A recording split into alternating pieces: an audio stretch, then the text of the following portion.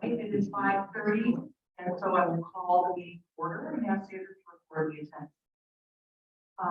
Article 2, approval of the agenda. You should all receive the copies of the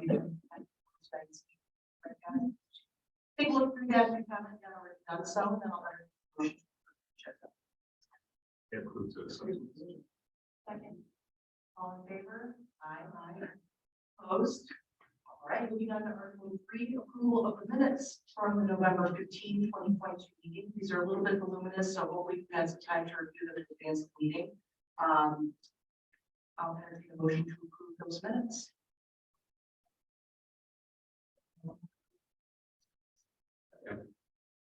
All in favor? Aye. Opposed? All right, moving along. Article 4, this is the part of our media meeting where we develop and those non-agenda items. We're doing things a little bit differently today because we have our presentation from the WPF about the crime in the district, and that will be interactive, so there will be time for questions answered during that time. So if you'd like to wait to make your comments or ask questions during that time, that would be fine. However, if you would like to make a public comment during the period, we invite you up to the podium to do so. We limit our public comments to 5 minutes per. Anyone on Zoom? With a raised hand for public comment? Is someone on Zoom want to provide public comment? No one currently has their hand raised. All right, let's call for public comment. All right, I see no one. We will go ahead and move on to Article 5, which is the update from the regarding the crime in the district. So welcome. We're really glad that you can join us today to talk about this. And I'll turn the mic over to you and let you know. Thank you very much for having me. I can tell people that familiar with, but for those that have yet to meet, my name is Omar Diaz. I work at the Sheriff's Office.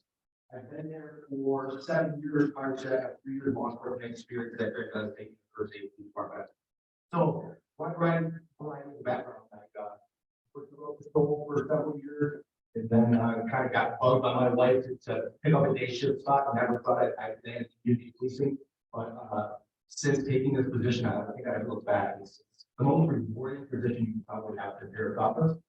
So I appreciate you guys having me come into this square with you kind of disseminate information as a whole and get it out to a lot of people, prevent them from being victimized and kind of go over a couple things that happened. This is the only meeting I visited where we actually formally invited is the fellow within the DDA. Sure. So everyone here lives or works or is business into this. More interactive with someone that I first have to have. Yes, we do. I'm trying to talk into like this.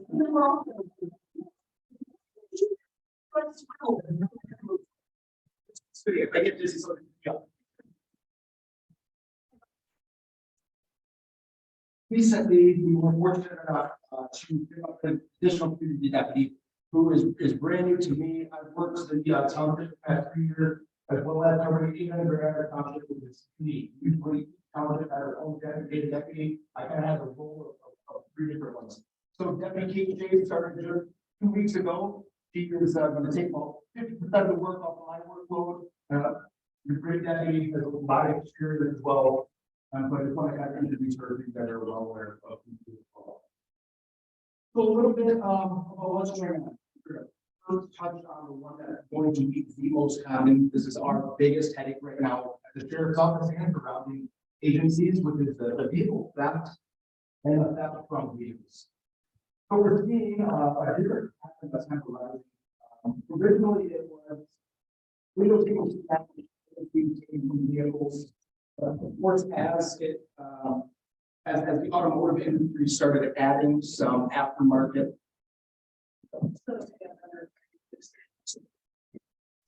So as the automotive businesses started putting in some aftermarket and some actual alarm systems, we started seeing that there wasn't windows being smashed anymore.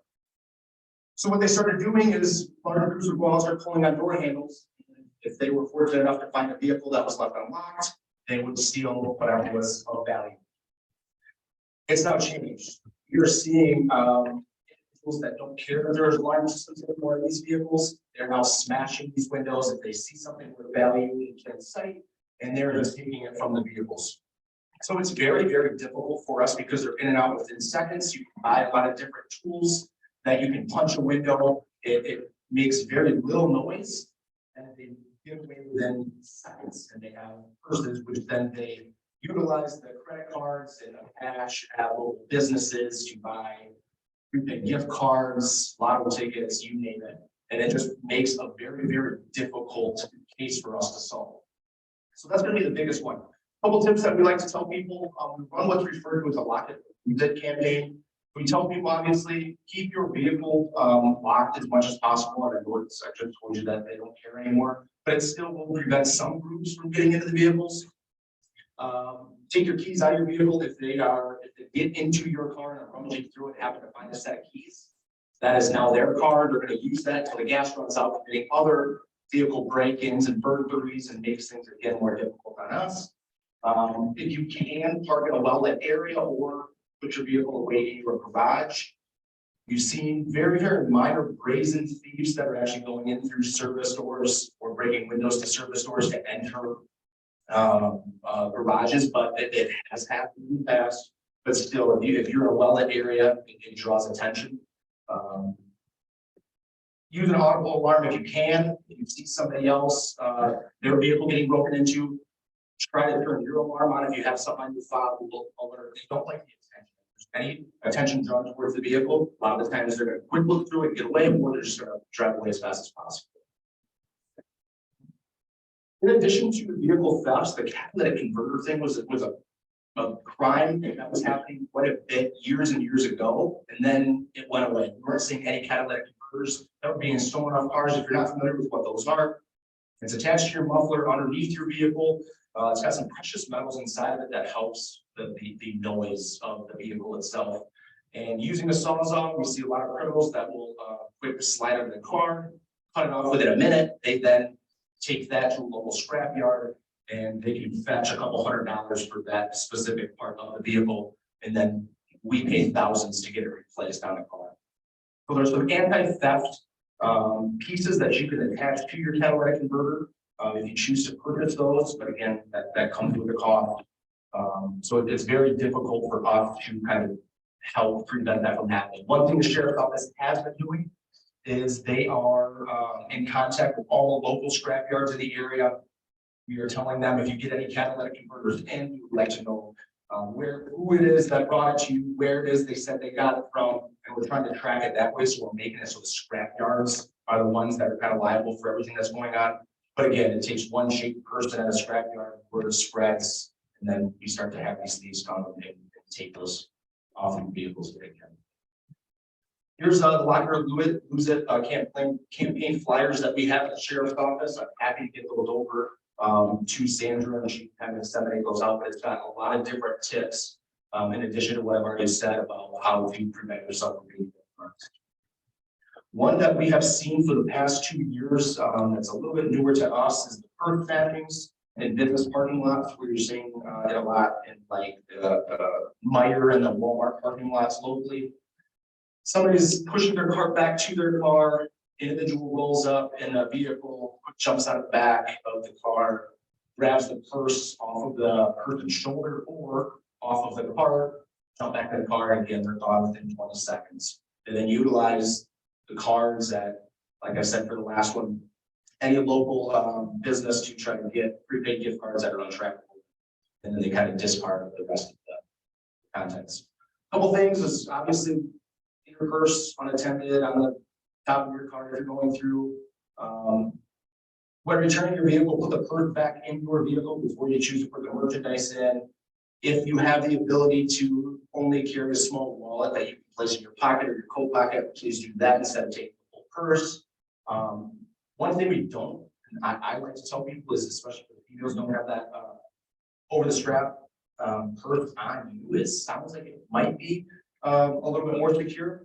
We have actually seen people struggle and try to rip that off of females. They fall onto the ground and they've gotten hurt that way. So they're pretty brazen. only take with you what is something you're willing to part with, if that's the case. So we've gotten a hold of a lot of businesses. We're talking about getting as many cameras up as possible. But this is just being extremely vigilant with your property when you're going to run retailers. A couple different frauds and scams I like to cover. Of course, there's always that family member bond. Somebody gets a hold of you, says that there's some family members that are having some issues abroad or on vacation. They need to get bond money. And of course, the KCSO warrant, somebody will say, I'm Detective so-and-so. They actually use a legit name of a deputy that works for the sheriff's office and says, you've got a warrant for your arrest. You need to owe this much bond money. And what they're doing is trying to get prepaid gift cards again because they're untrackable. We have people that fall for that every year, a couple $1,000s a piece. Those are kind of like the individual element that they try to attack. Some of the ones that are might be a little bit better for the business owners we've had somebody call us, say that they're from consumers and that people are back $2,000 on their bills. You better pay your bills or shut down the power to your business. And unfortunately, business owners are like, well, it's my livelihood. I can't have that. They quick pay it, trying to just get ahead of it real quick before they call consumers and follow up. Of course, it's all a scam. That one is long gone. The other one is the improvement. Somebody might come and say, hey, you need a new roof on your building, or you need something in particularly done on your business.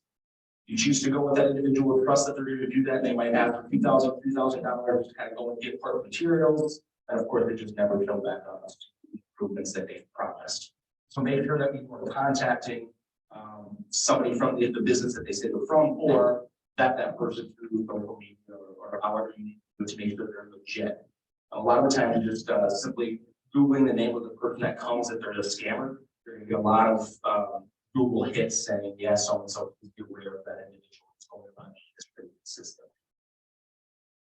One question I did ask Sandra to see if there was anybody that would have a particular question, but in the retail theft came up, when police should be contacted? And the question was more so, we were told that we should contact police if no suspect is developed. Obviously, you have to the business owner.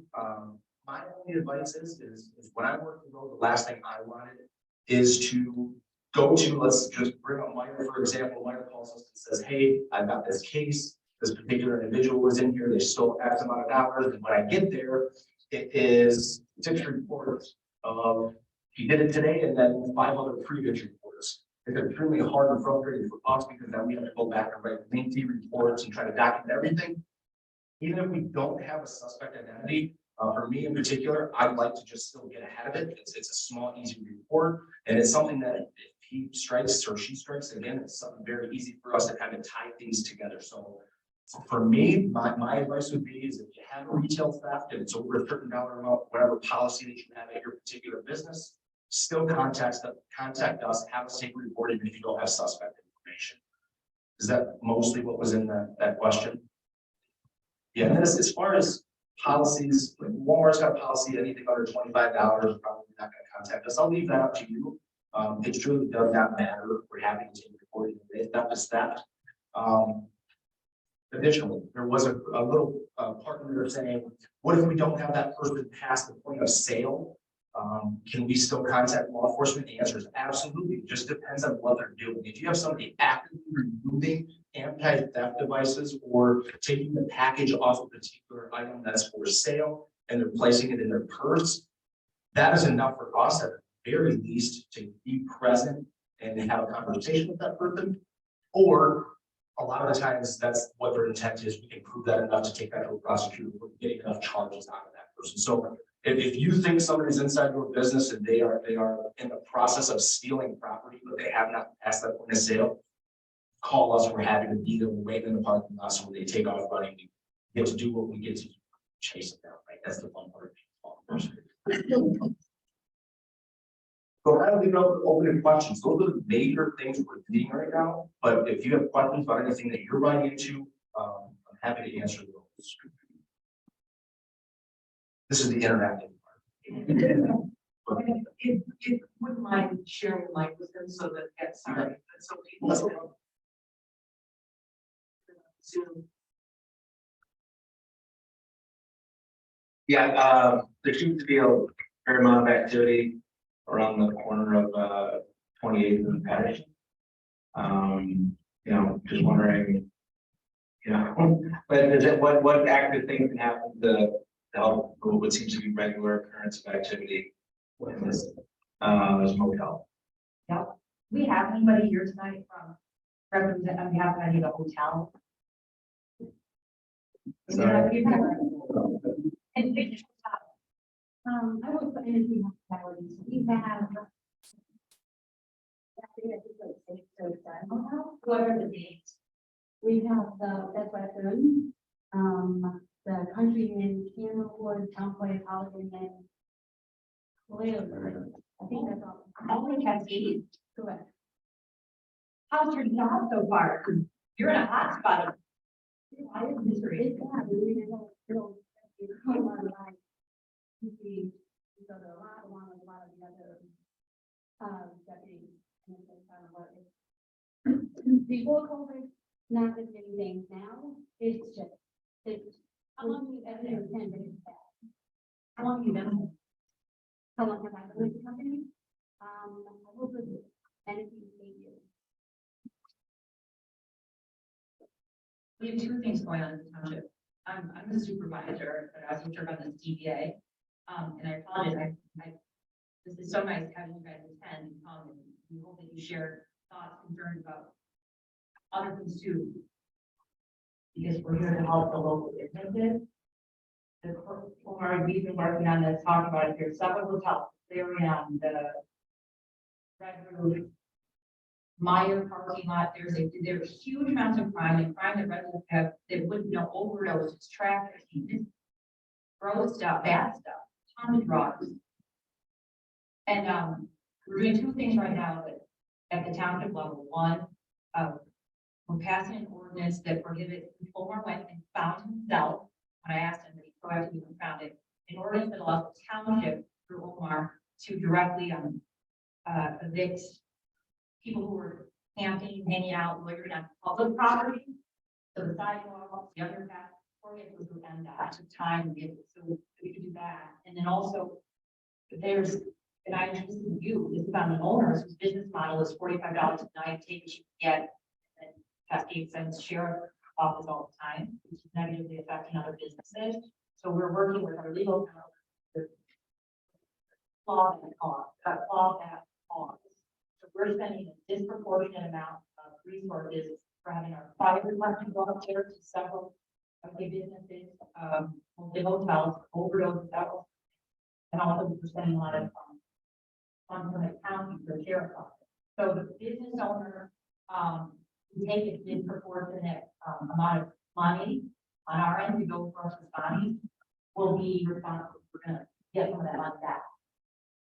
And for those in the audience who want to look further into incidents or where things are happening, or what's happening, there's a URL in the agenda packet, which is available online, where you can access this information. And I mean, it doesn't, you're not gonna be able to see these reports through that link, but you will be able to see a summary of police calls, the nature of the call, resolution. Or what's the top I did was say, see, there's like a, look at the activity map, there's red, small area, Clarion, red, other. It changes pretty consistently because as soon as we get that target, we obviously have to be proactive, go out there, speak with the owners, the GMs, figure out what it is that's causing the issue, and then it jumps over to the next hotel. What I can absolutely say is that Callie in particular, I've sat down with her, talked about the issues, talked about why it is that they're being caused. She sent me a lengthy email saying these are the things that we're going to do at these particular spots. Thank you for addressing it. So she's got a lot on her plate, but it took us to figure out what was the issue and how we can fix it. She's made promises to us and she's following through with it. So we have a great relationship with the hotels. The hard thing was during COVID, nobody's traveling, nobody wants to stay outside the house. We were getting businesses that were putting rooms for $35, $45 a night. That brings in the people that would be staying there for $35.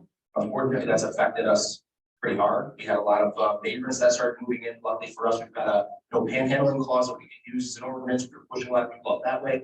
But again, worked with PennDOT. We figured out how to get people to cross paths from underneath the freeway overpasses. We are going to hopefully adopt this new ordinance so we can actively move people along from loitering. So it's just difficult because as soon as you target one particular business or area, they scurry a half mile down the road. And then they sit there and we have to find out who it is that we can contact that address the issue at that particular location too. So it's always revolving. They're smart. They know what the law is and they know how to kind of teeter things. It's working with Grace and Ben directly from the township and us and how it is that we can kind of address this. Target businesses, I mean, everyone's gonna call, you know what, that, you know, discourage people from calling. It's the ownership, not the management. Done a great job. Frankly, we love this one here. You should see if anyone's hiring. That the goal here is to increase the collaboration and continue that collaboration between the business owners and the police departments so that we can continue to address things early on in the process. And the reason that we're having this meeting tonight to go over some of these concerns is that it has been a more widespread issue. I mean, Cascade is still a wonderful place to live. Every community has issues. You know, the township is certainly working on these, and there are active measures to try to combat some of these things. So this will be a continuing conversation and effort to try to get. So the DDA spends money, so I think it would be helpful for the DDA to take funds for focused additionally, you can pay for hourly patrols. We're not gonna fix it, but if you want to hear from the I think it might be helpful if we take a step back and we got hotspots, right? And we took a general overview of Cascade Great Place, as we mentioned, but the hotspots, it seems like they may have, in reading the reports or the overview, have a distinctly different identity, if you will, or issues that go on. And I think what would be helpful is kind of do an overview of what are we seeing in hotspots, and then also what the township as well as the sheriff's department, with a lot of partnerships to curtail it. And kind of understand where we're going, and I think there's a great opportunity to help the sheriff's department. Is there additional things you need as we're kind of doing an overview of crime, if this is a partnership? hear from everybody. To hear from everyone, but not everyone here is aware of the things as hotspot, because we start out with birth matching and in some car, you know, that's a catalytic converter, which I've encountered myself, but there's things that are going on in hotspots that have a different, I think, identity. If that makes sense. And then kind of feedback from what or you know.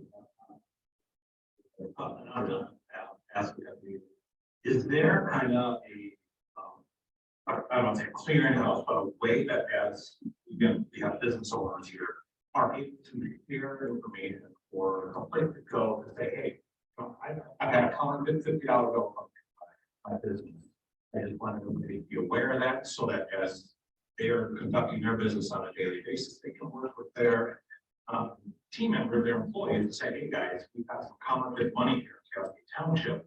Be on the lookout. Let's make sure that we're doing process and follow our procedures so that we don't get stuff like Steve does. Sure, you bet. I actually removed it from the particular presentation. The sheriff's office spent a lot of money and time and resources in developing a sheriff's app where we were able to have the business group, particularly for that type of activity. And we were not seeing a lot of people engaged in that. I've spoken at a lot of different HOAs. I've spoken at a lot of different meetings for crime trends and some other issues, and I've tried pushing it out. We weren't getting any comments or anything. So unfortunately, that kind of fell to the wayside, which was a huge selling point for us to disseminate information because it used to be someone from this particular business would contact me, and then I'd have to go find a Cali who runs several different businesses and then have them disseminate it. So in part, I'm trying to figure that out. I've tried working with store business. I've tried working with Ring because they have a group. It's very difficult. Things are adapting so fast, and as soon as you kind of jump on board with one thing, the next cool thing pops up, and then you have to figure out how to kind of navigate it. But that app was kind of our big go-to for a while. Businesses, we weren't seeing a lot of activity, unfortunately.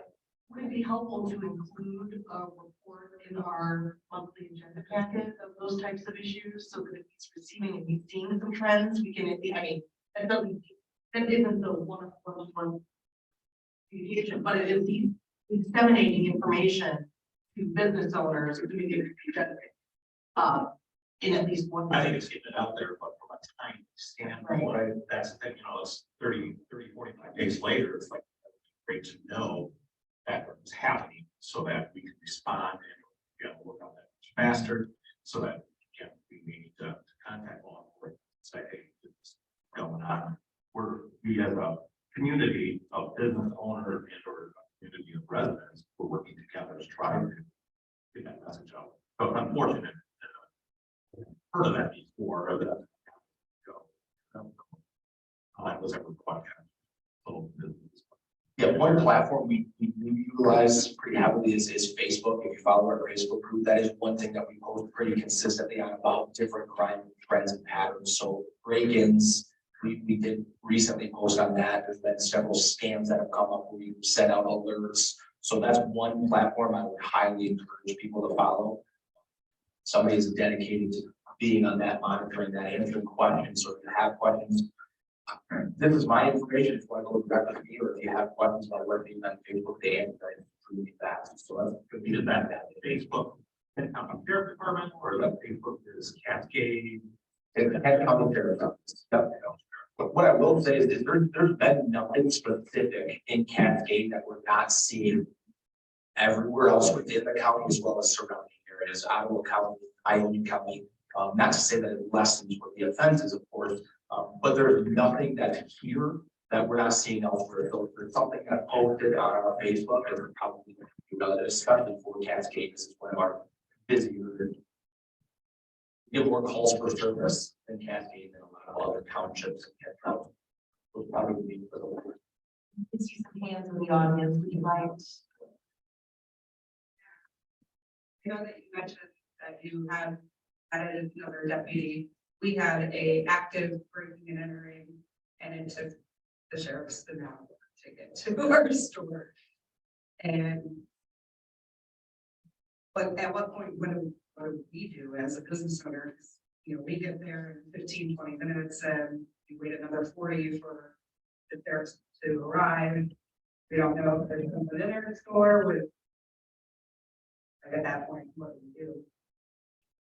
For the first part of that, adding a community deputy out there, what I will tell you is we are on central employees 8-9 work Monday through Friday. We are forced to take holidays off.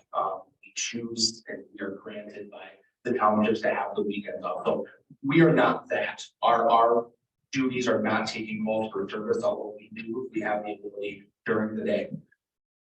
As far as the arrival, I don't know what particular business you own or what the case was. What I will tell you, if it's something active, it's a higher priority call for us at the sheriff's office. We were actually more higher priority call for the president.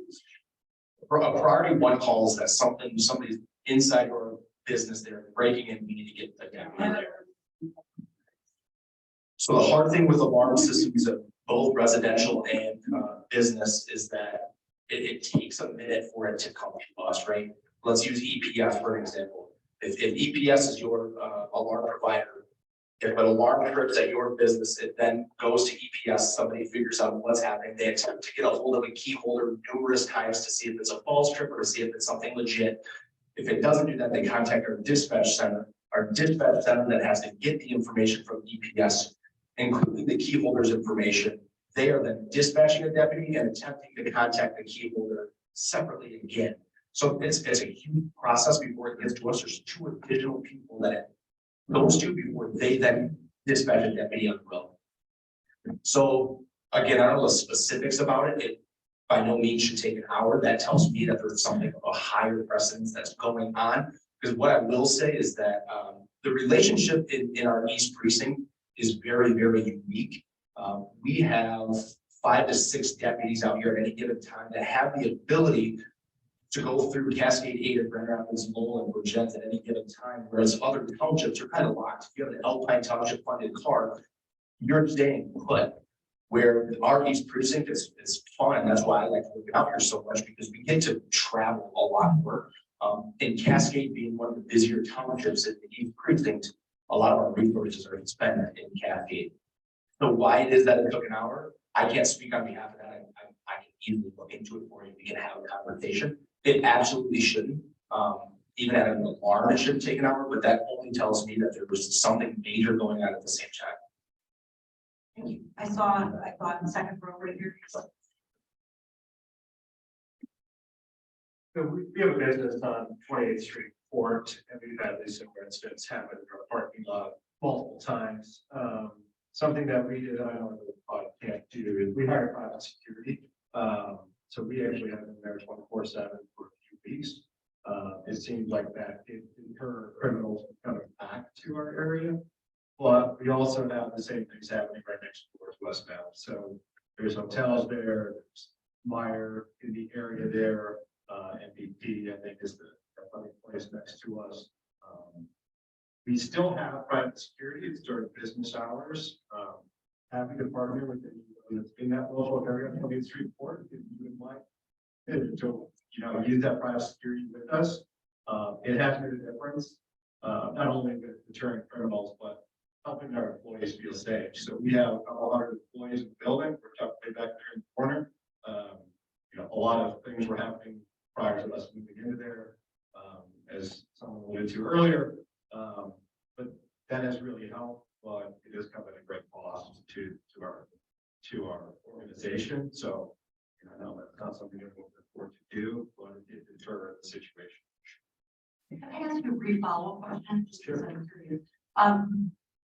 Does private security have an outside presence, or what kind of visibility do they have? Yeah, so there is a marked car, our parking lot with a light on it. So it's very visible when someone comes to the parking lot that someone's out there watching them. We also have cameras everywhere. We did previously, they didn't care. So the officers kind of before, it was very obvious that cameras were everywhere. It didn't deter them with just cameras alone. But a physical presence being there seems to have done it so far at least. Thank you. Saw another hand over here. I was at a meeting like that this morning, 11:05 in Ottawa County. My company manages a big student apartment complex with 750 kids that live with us, college kids. And we met with all the other complexes. We do it once a month. We've been doing it for 15 years, and it's all about security. We put down our leasing swords, talk mutually about safety, about the crime schemes. And there's a new crime scheme, I don't know if it's hit here yet. And that is young kids, 13 to 16 years old, stealing Kias, driving around recklessly, breaking into cars. They see anything inside a car, they break into it. They don't bat an eye. If they see something that they think has got value, they'll break into that car. I have a couple of office buildings that we're managing not too far from here, outside Cascade Township. And we've had about 24 incidents already in the past 30 days of kids coming, many times with a Kia. They jump out of the car, they've got hoods on, and they run around and they just start checking door handles. If they see a car that's got something in it, they'll smash it. And we have talked to the county sheriff's department, the county prosecutor, and this is another problem that we may have to get involved with. The juvenile detention system has changed dramatically over the last few years. There's very few beds in the state of Michigan to house hardened juvenile delinquents. And so there's no place to put these kids. They put them right back out on the street. And it's just the system has had some serious changes. I think this is going to involve legislators getting involved and putting more money towards this. And certainly the juvenile detention system has got to be bolstered so it can absorb these kids that are making bad decisions. And I have a soccer practice I have to go to, so thank you.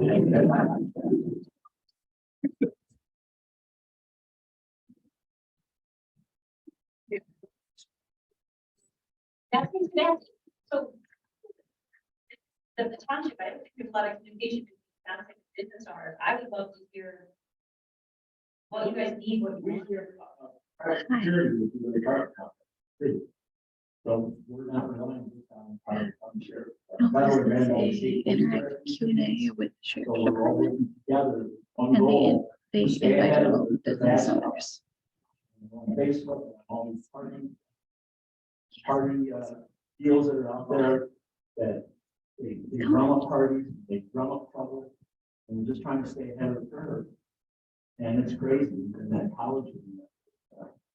It's crazy. So I really think we should do a monthly thing. We do have monthly meetings, we rarely have people who attend, but I. Actually, welcome. It's because of the topic, so I. Continue having a conversation. So Thank you so much. And real quick, just to elaborate, you hit the nail on the head. The biggest issues are juvenile problem. Generally, what we're seeing is inner city kids, juveniles coming into places that we are complacent, right? We live in a great community. There's a lot of people that don't lock their doors at night, let alone their vehicles. So they take advantage of us. These individuals know that our pursuit policy is getting a little bit more difficult to kind of arrange. But what we're seeing is that even if we spot a vehicle that is stolen that they're using to burglarize other vehicles and homes, we will then obviously attempt to pull that individual over, and you're going on high-speed chases at 120 miles per hour down the east belt line at 5 p.m. Right? I see head shaking. It's pretty easy to understand the safety concern with that, and rightfully so. Terminating these pursuits. No property is worth us driving 120 to try to catch it, right? When it's insured, we'll eventually get it back. We're just going to simply drive it until it runs out of gas or wheel falls off and get it fixed or fill it up. But that's what it is. It's a juveniles. We catch them. They're in juvenile detention before we even leave the Sally Port most of the time.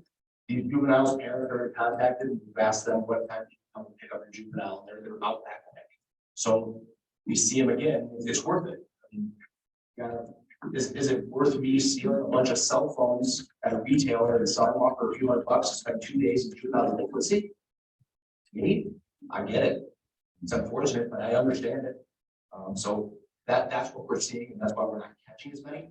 If you haven't seen the recent post on Facebook that we did a couple of weeks ago, if you guys are unaware, one way we are kind of tracking these individuals without pursuing them is through our license plate readers. I don't think it's any surprise to anybody what those cameras are along 28th Street. I get a lot of questions from Grace and Ben saying, hey, so-and-so's asking about these things. What are they?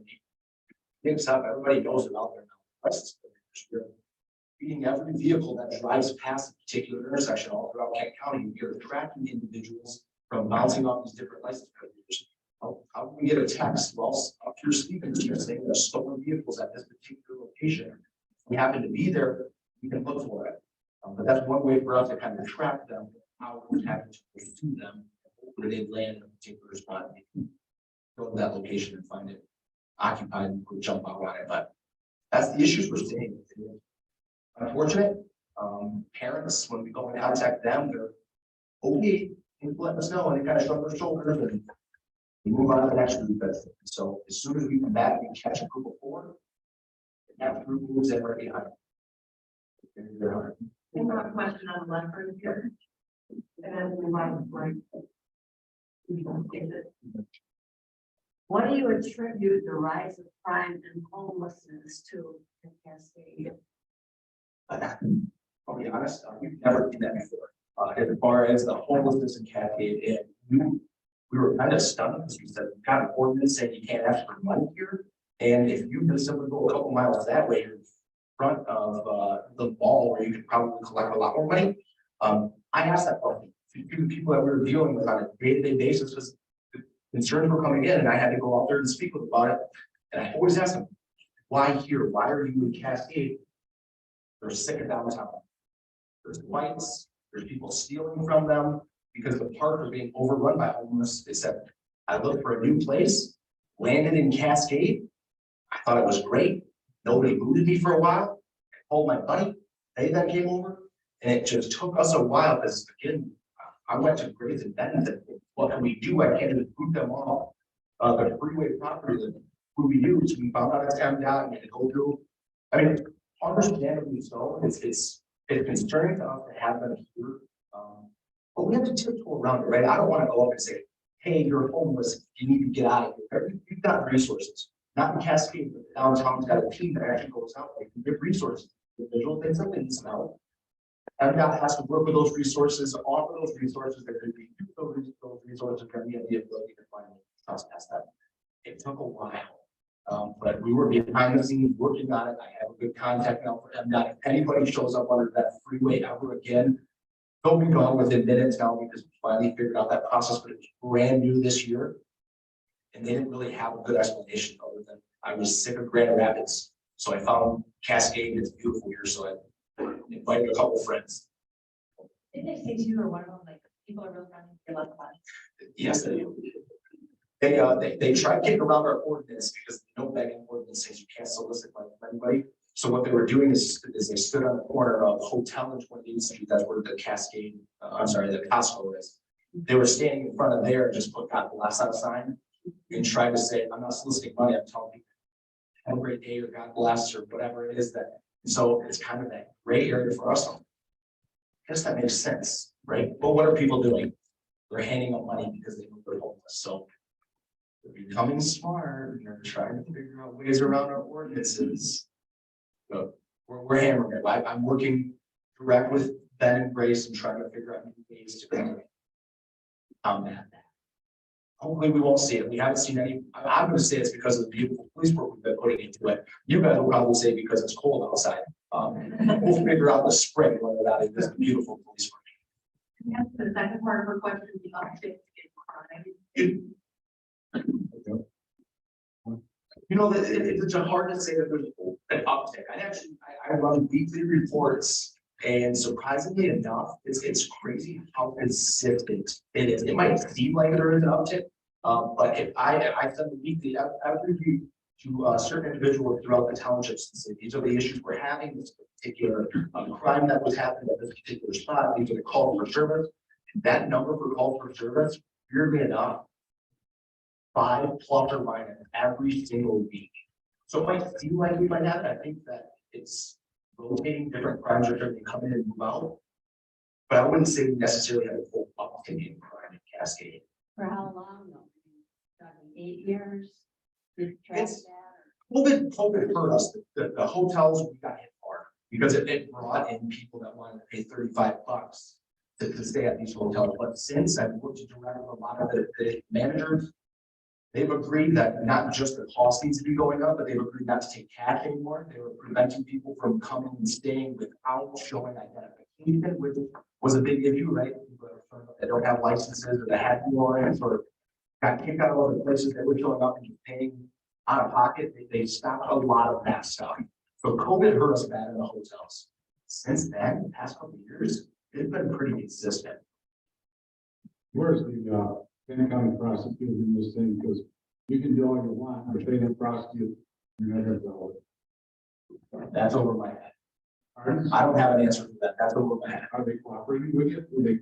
Yeah, they typically do. Our prosecutors are great to work with. The juvenile, I argue that I wish we could be more hard on juvenile, but that's easy for me to say, right? They still have a future. Of course, I understand why it is that they are so loose on punishments. I understand it. It's frustrating for us because on our end, put them away and it's going to solve everything. But I'm going to have kids that are going to be juveniles here soon that are probably going to be making a lot of mistakes too. And I don't know if that's the answer I'd have. But That's probably the difficult issue. Penalty, but there's no question that if the person's in jail, they don't break into it. Things are there. I like that. I like that. Absolutely. I agree with you. We have another question on the right. Yeah, kind of follows up on that same topic of how many, is there any kind of arrest the same juvenile 10 times, 20 times? You literally just come to parents and say something about every time. What's the end game here? Is there one? Again, that's something that I can't answer because it's all behind the scenes. After a lot of the times when law enforcement takes this criminal claim, will either lodge somebody, write them a ticket. everything behind the scenes, a lot of the times it gets thrown out, it gets lessened offenses, a lot of stuff that happens, we're not even involved in. So I don't have an answer. But what happens for juveniles in particular is we bring them down to the juvenile delinquency, lodge them in, and then they have a certain amount of time before they have to contact the parent.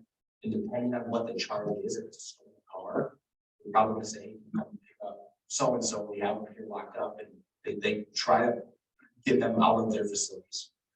Even with jail, this past year, couple years, a lot of non-serious offenses, we can't even lodge them out of jail anymore. So misdemeanors that don't exceed a year, we are now writing citations for them and telling them to show up to court. We cannot, per the law, lodge people in jails anymore. So that's why a lot of people are getting cited and released on the roadside.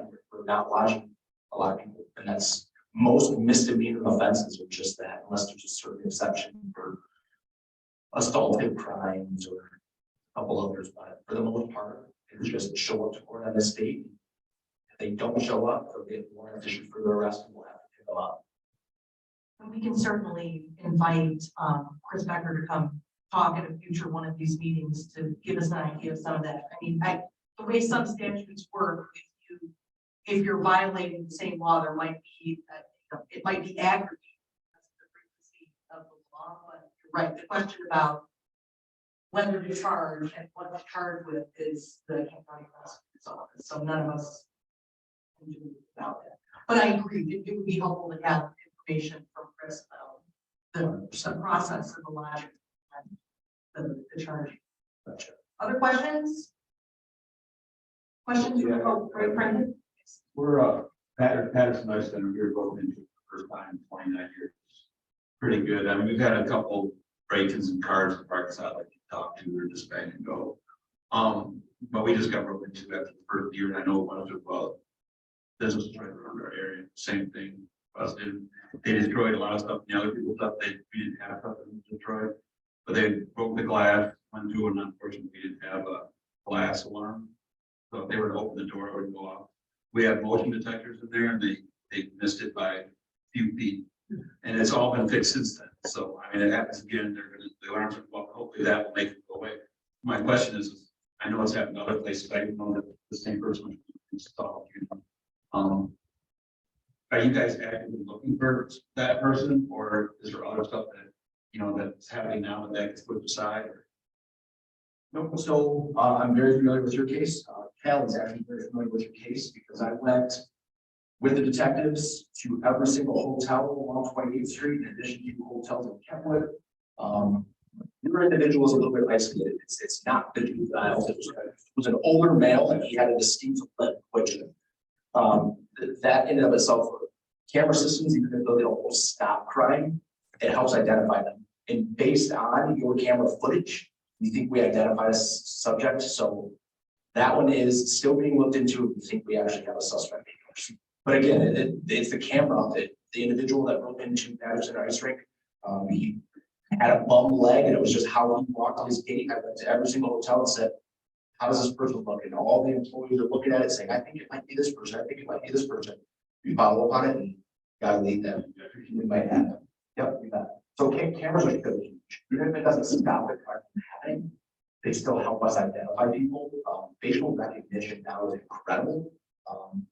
Face pictures of people walking out of Walmart, we send it up to our crime analyst, and he runs it through a database, and it is amazing how accurate that is. So still keep cameras active. You can upgrade them and make them HD. And we still need that. It just might not stop the crime from happening.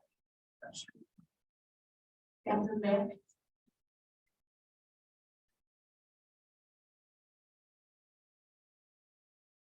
Yeah, so just, I guess, what I'm hearing, I'm curious if there's any other thoughts or ideas or plans in place to, one, help the hotels have a higher rate, higher clientele, busier, stay busy. And it's the reason that there's so many hotels is, it's a busy part of Grand Rapids, but less of the long-term lower rate,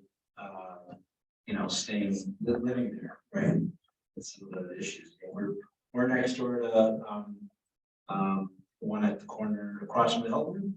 And, regularly see activity there every night, right? I mean, if I'm somehow at the office late, they're there, and every Friday night, there's numerous, there's ambulances and fire trucks, and it looks like there's some pretty serious incidents going on. So obviously for the safety of the people that are staying there, to avoid them having those kind of issues, it seems like there's a lot of drugs being sold there, and people, struggling and continuing to struggle. What are things that can be done to, help prevent that drug usage and help, prevent people from having incidents continuing to, flourish. So. So the answer is Kate. Kate is now here. She is going to do a lot of the work. Partially joking, when I kind of started this whole conversation, I said that I had never thought I'd end up in community because I'm that person that I'm very proactive. I want to go out and I want to stop cars and I want to get into stuff. And it was just very funny to me because I said absolutely not. CP, you don't do any of that stuff. I don't get to take calls. I don't get to have fun. And it wasn't until I spoke to my lieutenant who said, no, this is a perfect spot for you because of all the traffic complaints and concerns from citizens and the break-ins, that you're going to be a little bit more involved. And as I again also said that townships typically have one deputy, I was kind of moved around from 3 different townships, which took up a lot of my time. So when I come and say Kate's going to handle that, I actually need it because she's taken 50% of the things that I have on my plate currently, and I get to spend more time. That's how we kind of sold it to the townships. I want to be out, do more proactive work. Please let me do that. So I'm going to have more time. Kate's going to have more time. In addition to that, there's been a lot of funds put in by Cascade Township to have proactive patrols specifically designated for high visibility patrols. Specifically in that, we say we want Cascade traffic, we want neighborhoods hit, but we also want the hotels being frequently drove through, and we want people coming and going, being stopped and being checked. And Callie's shaking her head. We made a presence, and we had a lot of people that through these proactive patrols have come up and said, thank you for coming through here. I drive through parking lots probably 3 times every shift myself just to be there. But You're not scary enough, right? You're friendly. that's why I need this.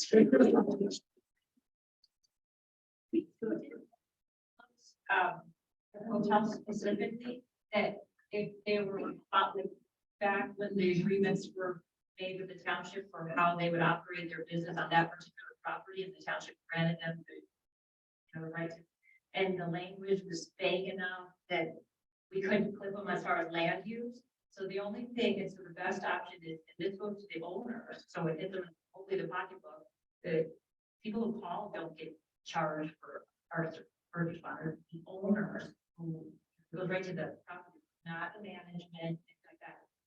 But the other thing, and this is still at the legal person, no, I can say it.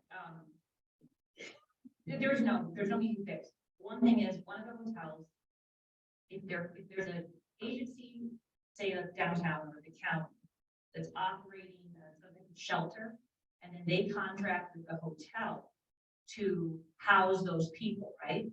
Which I believe has happened at least once. That is arguably outside the scope of being a hotel. Does that make sense? You've got an agency downtown, and that was happening, has been happening, may still be happening, and that's one area where there's a gray area and they may have lost it. Flip side is you don't want to act like jerks, and it's always a fine line. But other than that, I don't think there's another. Because I guess the question is, we have a hotspot area with broad spectrum of crops, and I think there's things that we as a community want to, talk about openly, but we do have prostitution.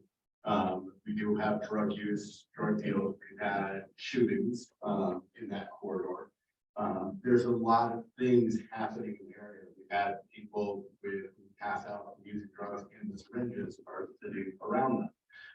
This is Cascade, unfortunately, in those areas.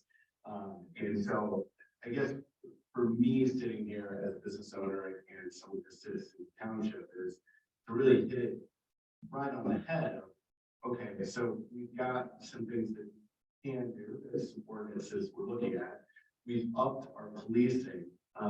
What can businesses do or people in the area to help aid the police department, the sheriff's department? What additional resources or things, because you've got a group here who is listening actively to the community and also into you of what additional things that may need to improve. It's great to hear the crimes are not spiking, but they're staying at a constant level that we're still, you can't use all, right? Like that. So we have keep the community safe, keep the people who employ, businesses safe, people who become our guests or our customers, keep them safe. But how can we improve where we're at and see those numbers maybe reduce with additional resources? If I've said anything that isn't true, please, call me out. But from the reports and from personal experience, we've got some serious things still going on. And you don't have to answer that now, but if there are solutions that feel that you want to explore, I guess the message is the DDA is open to partnering.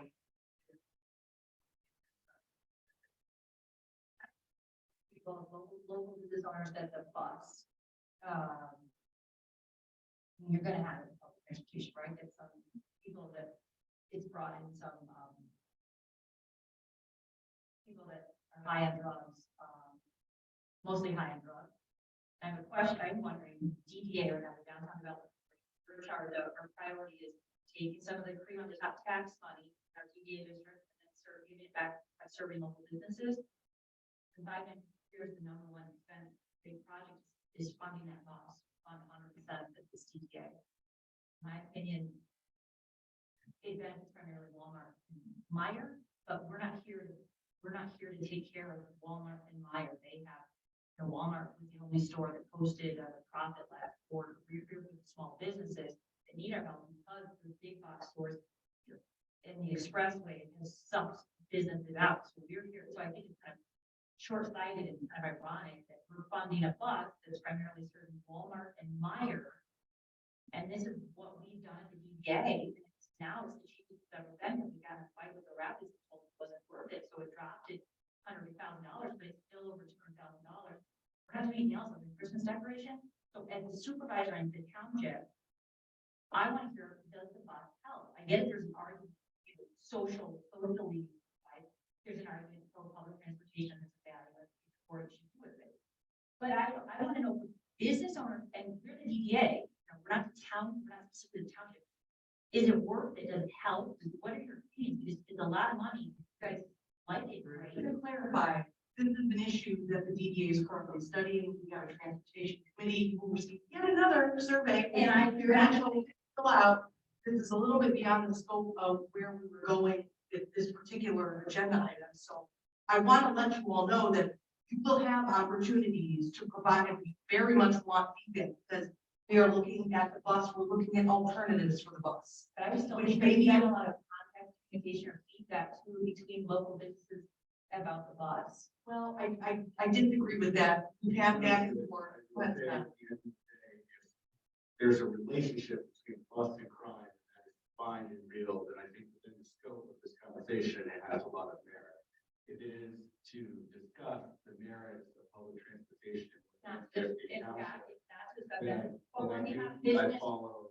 we have to find, we have local businesses here, and we've got a full-time staff member. We haven't had this dialogue. There is, I'm not saying there's a direct, but I've heard, so I'm just saying at the township level, as your supervisor, I would love to get feedback from local business owners who we're here to serve. And right now, we're serving the form of the rapid bus. Can you finish your thought, please? Yeah, I think at this point, here's my point of view right now is that our goal right now is to understand crime. Specifically within the scope of what we have. If there is a direct relationship between public transportation, i.e. the rapid that the DDA does in fact fund, then that is a very prudent conversation. If it is to discuss the merits of transportation in the DDA, I think within the time frame we have and the other agenda items we have, this has been a very active discussion discussion, we've invested a lot of resources and time in. It's now informed the individuals who are in the audience that we want your engagement in those discussions. There's a lot of great information that will make the best decision for our township. But I want to keep this very focused on the crime discussion and not derail from it. To make sure that we get active conversation, and if there are next steps to the DDA that take to solve the crime issue that's before us, that's a focused conversation. We don't fragment and we don't accomplish this core objective. We get out. No, Can the deputy weigh in on how much bus transit plays into some of these crimes that have been occurring, whether it's burglaries or drug use or drug sales or prostitution? You know, are they taking a bus from downtown or other areas from out here? Do you have any information on that? I don't have whether or not it's directly attributed to any of the crime that is happening on Main Street. What I can't speak on is my experience. We've only had a couple instances where we were told so-and-so just left this particular business after retail theft. They jumped on the rapid bus. But it's kind of a silly thing for them to do. Because we had easy communication for us to get a hold of rapid and say, what bus number just picked up at this location? Can you tell the driver to stop? We then run to that bus and catch up. That's just silly. So I think they know better. Aside, I mean, if it's a prostitute that comes in, uses the bus to get to a hotel, I don't have any direct information based on that, but in my experience, there's only been a couple of times when we had to tell a bus to pull over because we had to get somebody off. It doesn't happen too often. There is a direct relationship that is already with money. And the issue is trust me with people's money. Are you going to spend on your deputies or do you want to spend it on the bus? It's already there. This is there, and direct connection is there. Well, that's very true. And that's why we're evaluating what the other options are as part of that. And that's something that this DDA will be deciding, come this next summer, what direction to go. Appreciate you. And I think it's very much when it comes to public transportation, we want public discourse about it. We also want to make sure we weigh all the appropriate options that we're taking care of the businesses that rely on their employees who businesses rely on the rapids of their employees to get to their to run their operations, their restaurants, and hotels. This is a great conversation with a lot of things to view.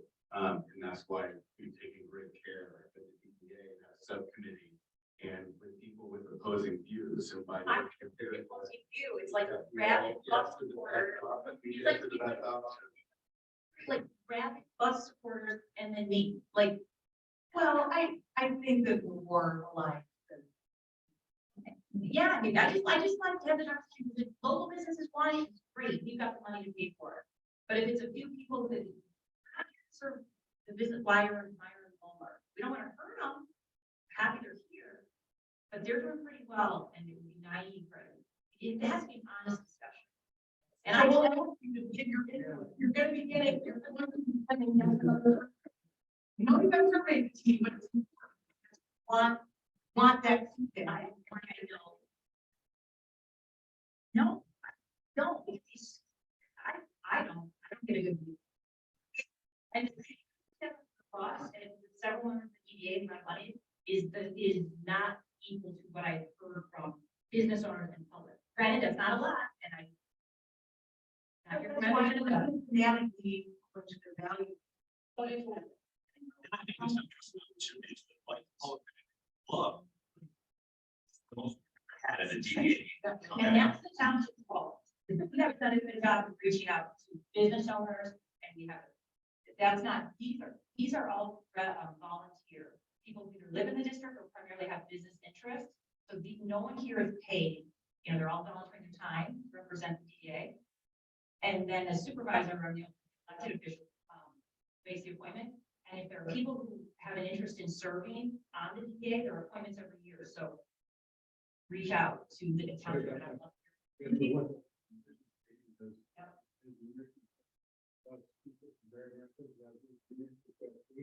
Or does it benefit people with Cascade from being part of that product? Well, And that's the issue.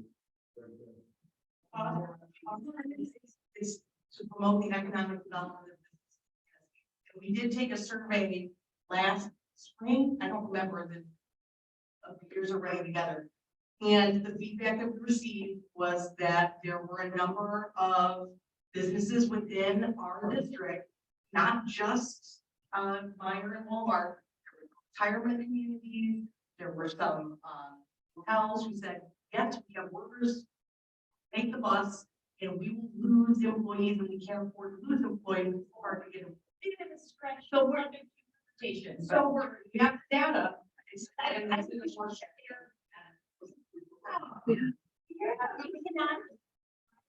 Yeah.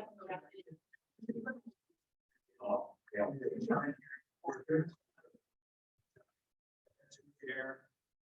And we need to, Right. somebody had a comment. We do have a hand with the audience there. Getting a workout tonight, you didn't know. I need my steps. $10,000. For the hotel, the spots, but we haven't had a lot of what I would call crime, but what we do see is homelessness. That's bringing more homeless people to our areas. I mean, like, recently we got the bus stop right outside, like, when, and that has really increased the homeless people coming into Best Western there. And I think if you drive down 28th, you can also see, like, in Cascade, that it's the homeless and that they bring it in, because you see bus stop literally with like coffee cups from the hotel nearest. And that's what we see, just an increase in the homeless people here with the bus most recently. But that said, are you also seeing your employees using that bus to get to work?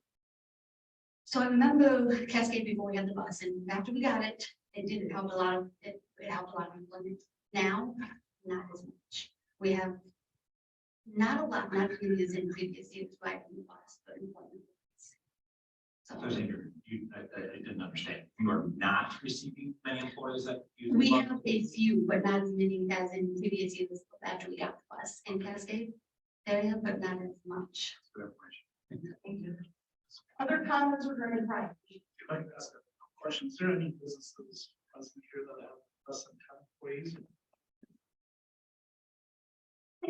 Less than 20?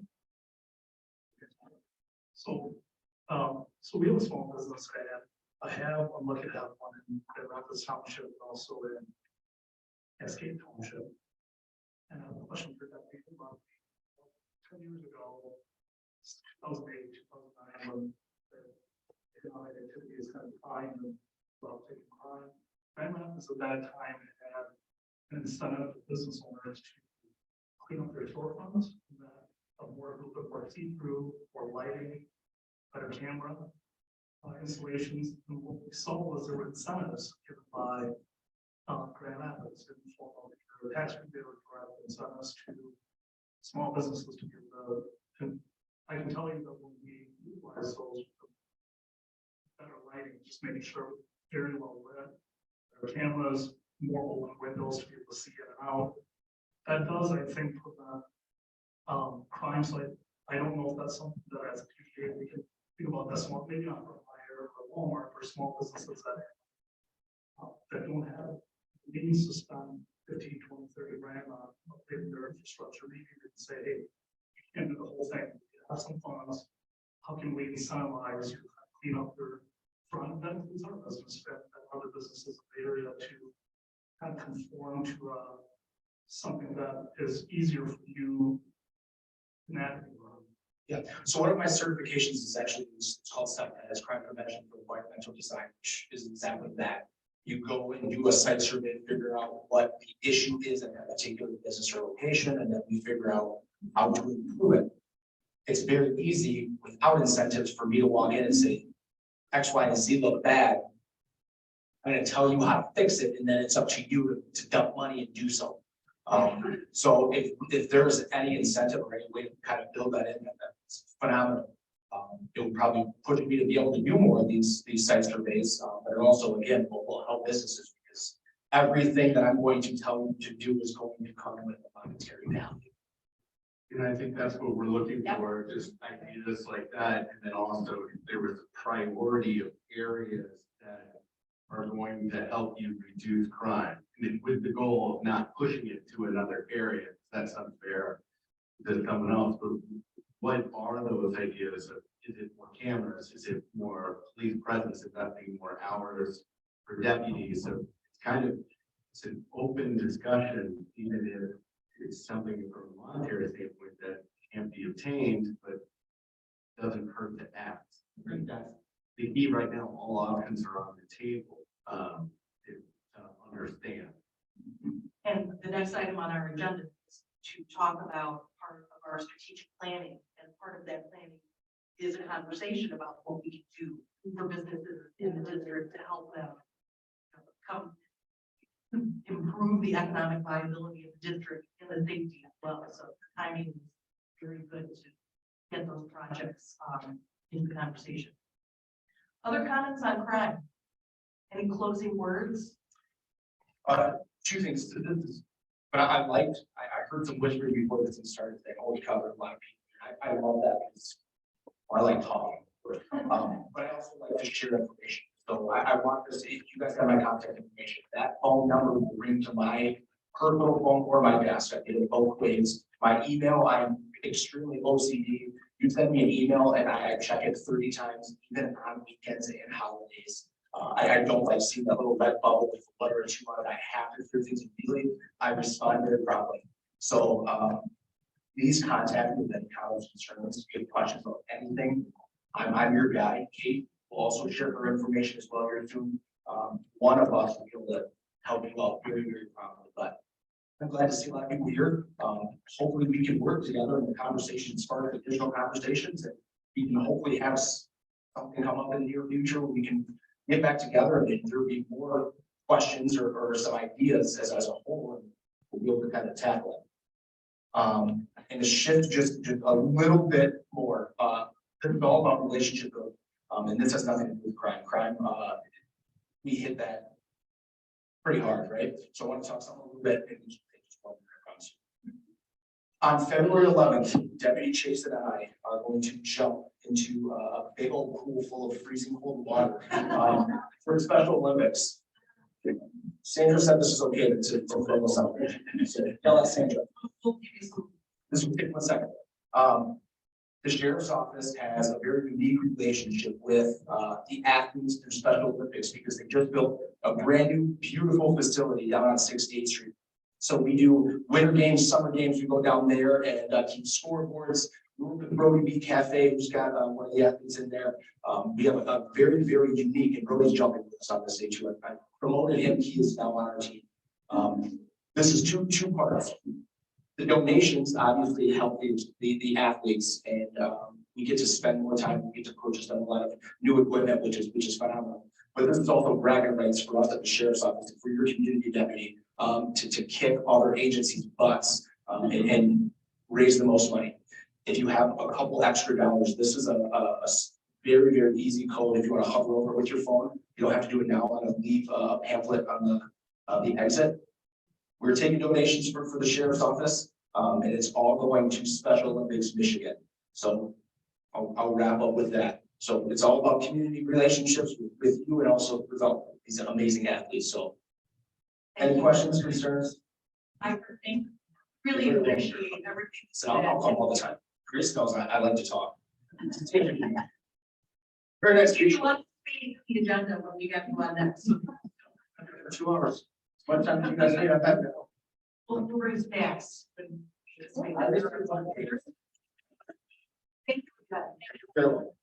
So we are, we're moving on from this topic to the next topic, and I know that a lot of the crime conversation, I was more than welcome to sit to learn about.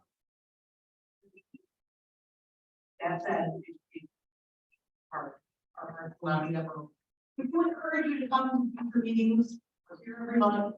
The agendas are available online, and if you have questions, reach out to Grace or Sandra. I think we are ready to go on to Article 6. McKenna and Danielle, I think I saw you sneak in. have a presentation or could you follow along with that?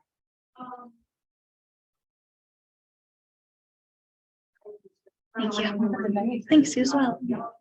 I have update regarding the street committee and the presentation.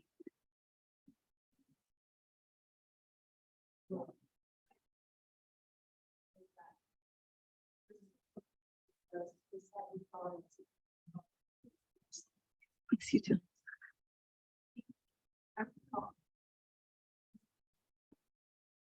And like.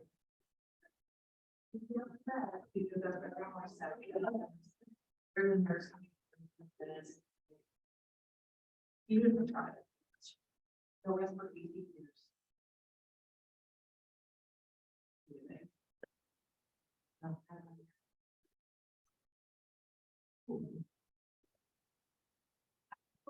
Can you speak into the mic a little louder? It's having a hard time picking you up.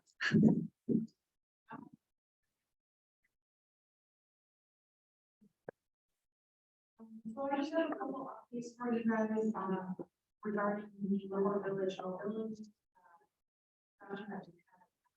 As well as, where that's going. So far. So here's in your copy of the minutes from, December. For your record. You have any questions on that? Let me know. That a copy of those is for, earlier this month. And then I sent Brian over a copy of the planning commission packet as well as personal packet. So hopefully kind of distribute that same time. Township.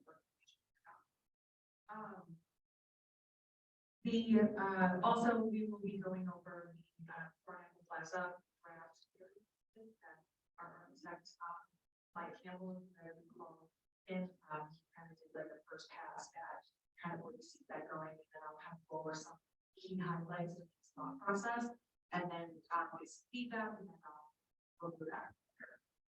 So first with the mobility lower village update. So, we met with the, all representatives of the commission, right before the holidays, kind of talk through some of the preliminary ideas of some of the, is, from last. So, you know, improvements in the street, pedestrian improvements, crosswalk improvements, is there an opportunity for slowing traffic down?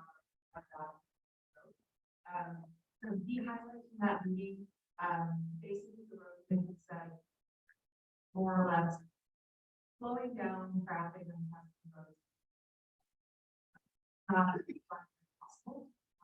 Some constraints, with, road access and, not enough, width and timing and all the engineering things that, kind of goes to how we really do it. So unfortunately, aside from what is already there today, aside from like sidewalk improvements, things like that, there's a responsibility that we have for Cascade Road to kind of slow traffic down. And with regard to roundabout discussion that we had, that might turn into, I don't want to say dead end, but they said that it would be possible to potentially consider a roundabout of Cascade 28, but given financial constraints, the benefit of that is really resources that would be supported to it, in order to make that project happen. So saying there's a chance. So with all of the things to do is that we receive tonight. There is a silver lining, however, and that is Old 28th Street. So the road commission told us of you guys add a lot. As long as there's, you know, not any safety concerns or snowplow concerns, and all the business owners on Old 28th Street are on board with the plan you guys come up with, that is going to be done. So that we're going to be looking at a lot of opportunities for perhaps some parking, landscaping standards, pedestrian standards. So that was really exciting. 9:30.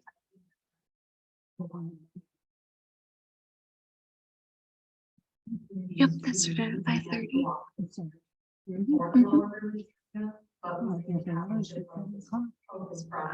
We just had about 20 residents leave who were business owners were here for them because I finished the conversation. Here's our opinion on the big key thread we're looking at right now, and come back with a plan to us, and we will let you know. It wasn't changed. This is the regularly scheduled meeting every month. I got a letter at 7 o'clock. I can show you the letter. Do you have it with you? No, Let's see it. I got it at home and on the cupboard. It said 7 o'clock. I don't know what to tell you. The other residents and business owners that were here also received the letter. So I don't know if They changed it. And the ideas about what could be done there. And how does that play into overall big picture, right? So what are those things going to afford, right? So parking on the street, whatever those things are, if that can be included in the discussion of whatever you all come back with, I think it would be helpful so that we have an understanding of how we can really help. And specifically, you know, what is it going to do for not just the ordinance, for general category, but how is that help? So basically, how does that specifically support the growth of this is very specific things like, you know, so we talk about transit oriented things that are trying to do.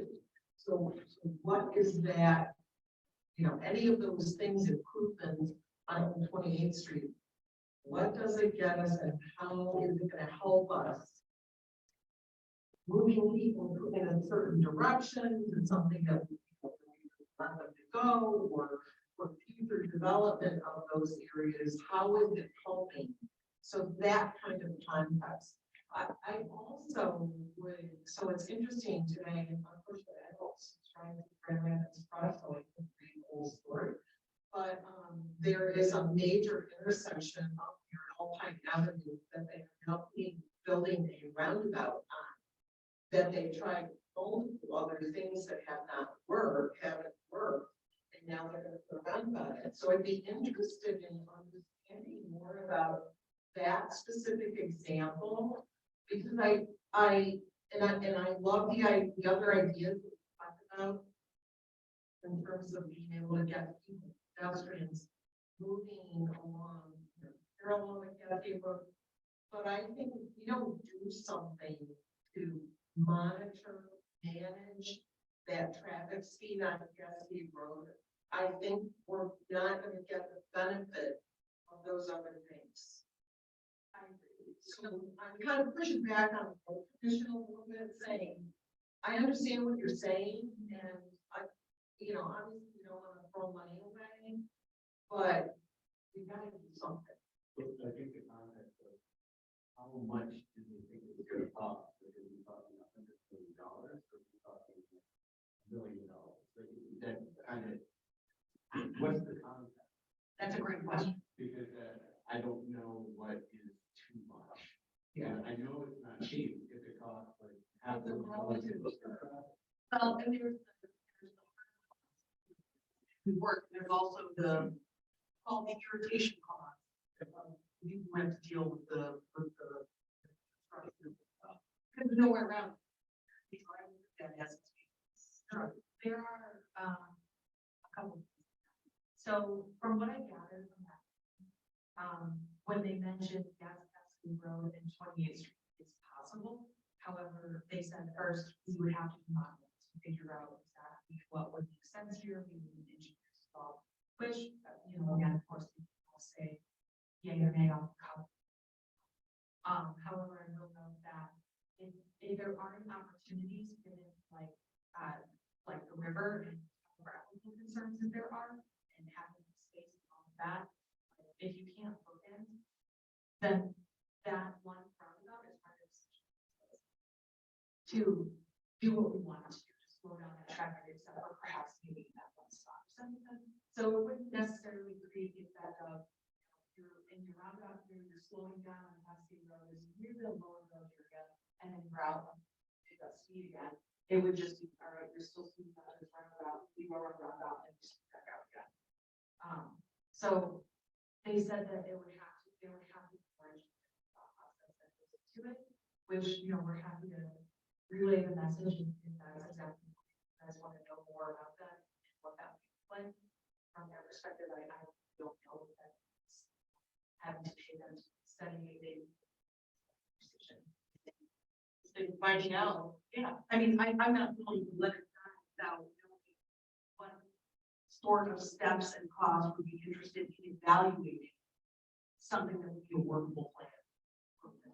You need to have a, might help to have a discussion. These are the same intersections, so if walkability is an issue. We're talking about the Cascade Street, Martin River Drive, and Cascade Road. Martin River Drive and Cascade Road, that's pretty much your walk. Village areas, which doesn't make sense with the roundabout, you don't have enough space in that area to do a roundabout. And then you go to Cascade, it doesn't make sense. And then Cascade Road and 28th Street, I don't know, red light stop traffic, like, but roundabouts are hard for walkability, so. And those are the same intersections that we just paid millions of dollars 10 years ago, right? I don't think it makes sense. I get the curiosity, we're not gonna get Debbie Downer, but it doesn't make sense. I'm not saying it has to be a roundabout. I'm saying it has to be something. Well, what's that thing, Sandra? What did they use? There's that thing that we could do, so there's a word for it. A sort of light, is that a? There's a little, the lights, that was something that the road could have been set.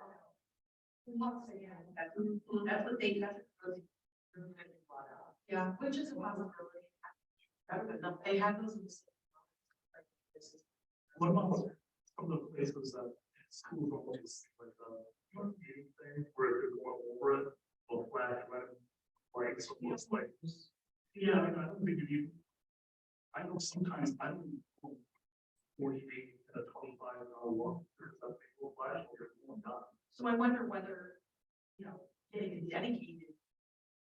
dedicator like that would stay, coming both ways. Whether that's, but I still like to know, okay, they think that this next step is gonna be, $10,000, $100,000 just to evaluate whether or not there is a way to slow flow. So that we can make an actual decision. And they may say that would require. They probably will.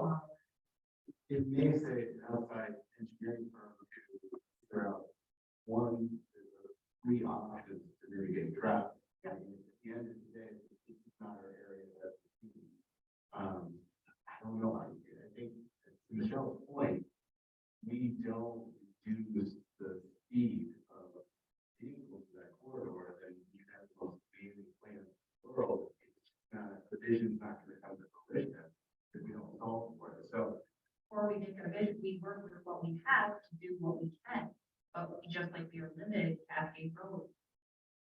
There's no easy fix, there's none. And that stretch where we have ability, it's not possible. So we're not gonna force something that they think will work there. They haven't done it. And then it may impact what side is workable for Old 20s. If we can't do some of these other things, then there's no sense in spending money that really we can't. We cannot be allowed to put on-street parking and bump outs and that kind of stuff in the village of your Cascade Road, 20th Street. Just right. We can't go on. We should put something there. This is more about making sure we're not just looking at these pieces independently, that we're looking at all of these pieces together. Because it's a system. Yeah, Right. If we don't approach it as a system, I think we're not going to be as successful. This is why they started with times Cascade Road. That's part of the piece. That's one piece. So just make sure all the Just as an efficient, because it sounds like. Wasn't. Yes, you know. Having an agency for contract. On some of the basis to go and have these conversations on behalf. When we had as a board bill. Substantial. Thousands of dollars here, no different way. Say, what can we do? And how the best. So, I don't want to say, even we should put the white flag on. Have that conversation. Maybe it's on. It's nothing to do with the side. I think we'll be close once we get the follow-up information, because if they come back and say, listen, $500,000, you're out there. Yeah. I think. Yeah, and I think that this also relates to our discussion last month, 2 months ago, that maybe this is our answer to shift our focus a little bit on 28. Right. And because that street already has the fabric to do some really cool things, and the road commission has already kind of given us the go ahead, so to speak, to really make this a great walkable and urban collaboration buy-in from business owners. And I use the term buy-in, it sounds alignment. Yes. Yeah. It sounds best. So I think that given that is if you're able to create that walkable space and architectural standards in the lower village area, shift focus on the old office, that in turn, I think will also help the walk on Cascade Road, given that people park their cars parking space and safe space, and then use the crosswalk and Cascade Road space like that to the other businesses in the lower village area. Because the road commission could also say, new crosswalks are totally go ahead. You just tell us where, and be sure that it's a safe space for people who will turn left. And what if the gate is coming down, people drive 60 miles an hour on Cascade Road. I mean, that's the reality. And public engagement was like, so, Again, that's why I asked about, getting context for these ideas around 28th Street, because what I think that's going to serve is Old 28th Street.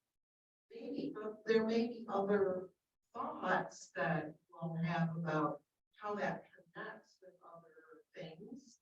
But again, if you can't get from 28th Street safely across Cascade Road, it's not really impacting those other businesses.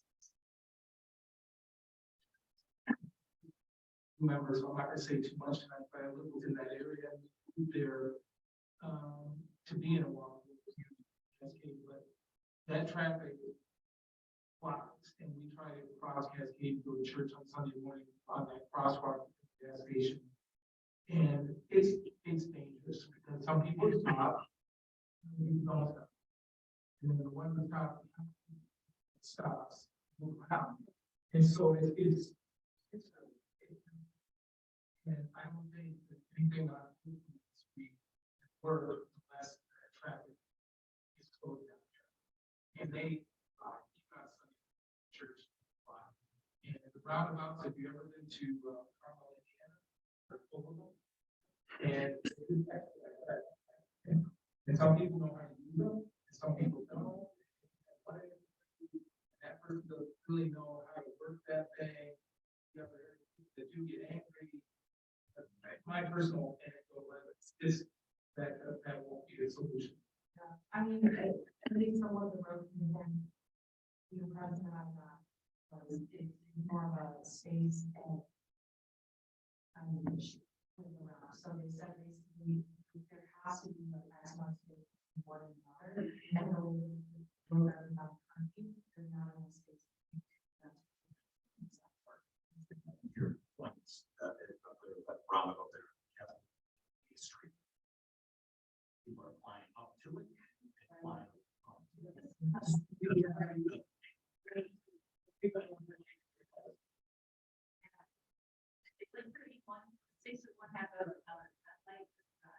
they both stop traffic. Well, that's been a big part of our conversation is how do we slow traffic down, not just in that. But create that gateway, that bookend, I either.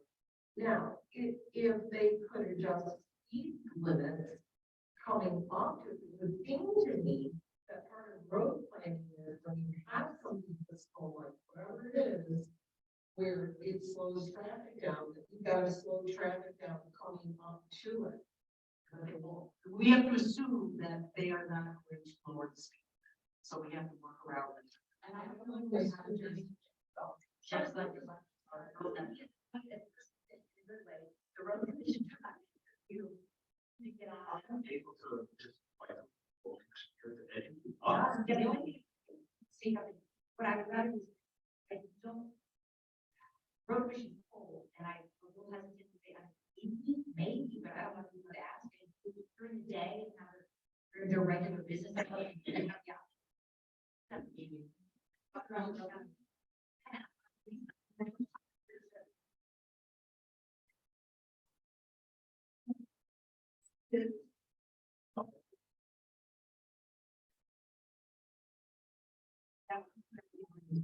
If there's more fun after that. I like that idea. Yeah, information. Yeah, so, we met, a couple times, in the last couple months to more talk about the service revenue. We did a lot of research so far and still have more research to do. We looked first at other areas that are comparable to the Grand Rapids metro region, Midwest or and on the East Coast. And kind of, try to suss out how those that are similar to Cascade Township organize their public transportation system. Basically, the two key highlights we found that are doing that to they have a little bit more of a robust dial ride service than Cascade does, and they also have service that has a direct line to get to the downtown area. Cascade, unfortunately, has neither of those things. Down the ride, I believe, is only offered in Rapid, Kenwood, and Walker. So that's something that we want to look further. Have communication out with the Rapid, trying to get responses on. They submitted one of the latter to give us of that so we can get a little bit more information. The second piece that we looked into. And something else to note too, as per our most recent meeting that I scheduled prior to that meeting, was those other sample communities are listed here in Burke, so forth, in Harvard. They have some of them have contracts with ride sharing companies like Uber, Yellow Cab, and things like that to supplement services that are really able to do. Are what those contracts like like that. I will say literally I remember during the session, one woman noted that like the airport was something like over an hour, perhaps 2 hours because their pilots did not find hotels. That's a little bit of learning, but here we are. So then we also looked into several communities in Kent County that are not villages that have rapid service, how that service is provided, how it works. Those communities include Byron Township, and have since found out from Byron Township that they actually have ceased their contract with Rapid. Due to the fact that they said that they were getting ridership quite a bit, but essentially you just look at the riders versus how much they were paying. She said at the time they were paying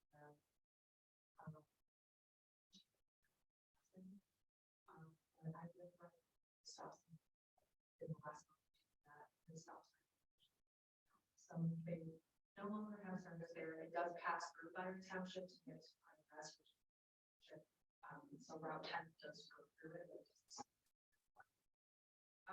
So some of the key points that we noted with the non-village communities, number one, Cascade does agree with everybody else found so far. However, it is important to note that that does have more stops and a longer stretch than those. Other non-village communities have route specific destinations, like a minor Walmart road, case specific apartment complex. So in James Township, when they're just going to like those major anchor stores, they're not stopping at other places that would perhaps be official stops, such as farmers insurance complex, or having working first. Basically meaning that the like that. And so basically that kind of translates to Cascade more common destination that facilities have, which then unfortunately translates to like the higher cost, higher things like that. The Rapid also notably services Plainfield Township, the right of Plainfield Township, and no cost Township. We reached out to them and said, yeah, Rapid just kind of started doing it with it, and no, we stopped them. And it's been a good relationship they've had, and so we're gonna ask the Rapid, and Cascade do that too. We should just try it. I mean, so that is something that's really important to note is it's working in another community. Granted, I don't know, I don't think the service like is that long. Why speaking? It's about a quarter mile long, so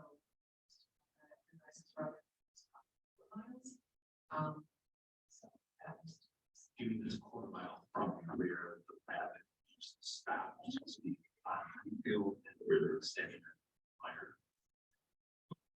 when you're sending it from sorry. Because the current bus prior to them coming to Cascade, if I remember correctly, go to Patterson. Is that correct? Okay, so then from our van to potentially our Meyer here. Wonder how long that is. Half mile. So Do you know if the Meyer and Plainfield is supplementing at all, just because they are here, and their funds go directly from Meyer to Rapid? It may be a similar arrangement. So to my knowledge, I don't think anyone's, but we can check that that's on our research. So that was my question, because you said in one of the things that you really, one of the points of research was how these non-village communities are paying for it. Did you get any of that information? So these township pays on their general funds, pay about 55 grand.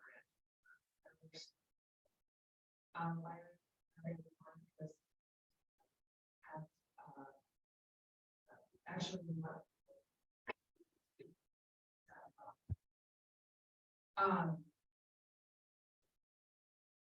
Plainfield, nothing, and Alpine, maybe that was another.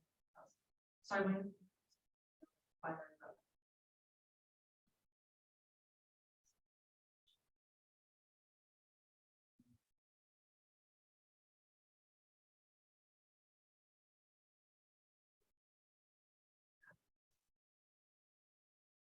And she said it was around 36 grand. Who's and where was the source of funding? Where's it come from? That was for out of their general. Yeah, and she said they did have quite a few people that provided the go bus, and they used that. But she said that was the lost part.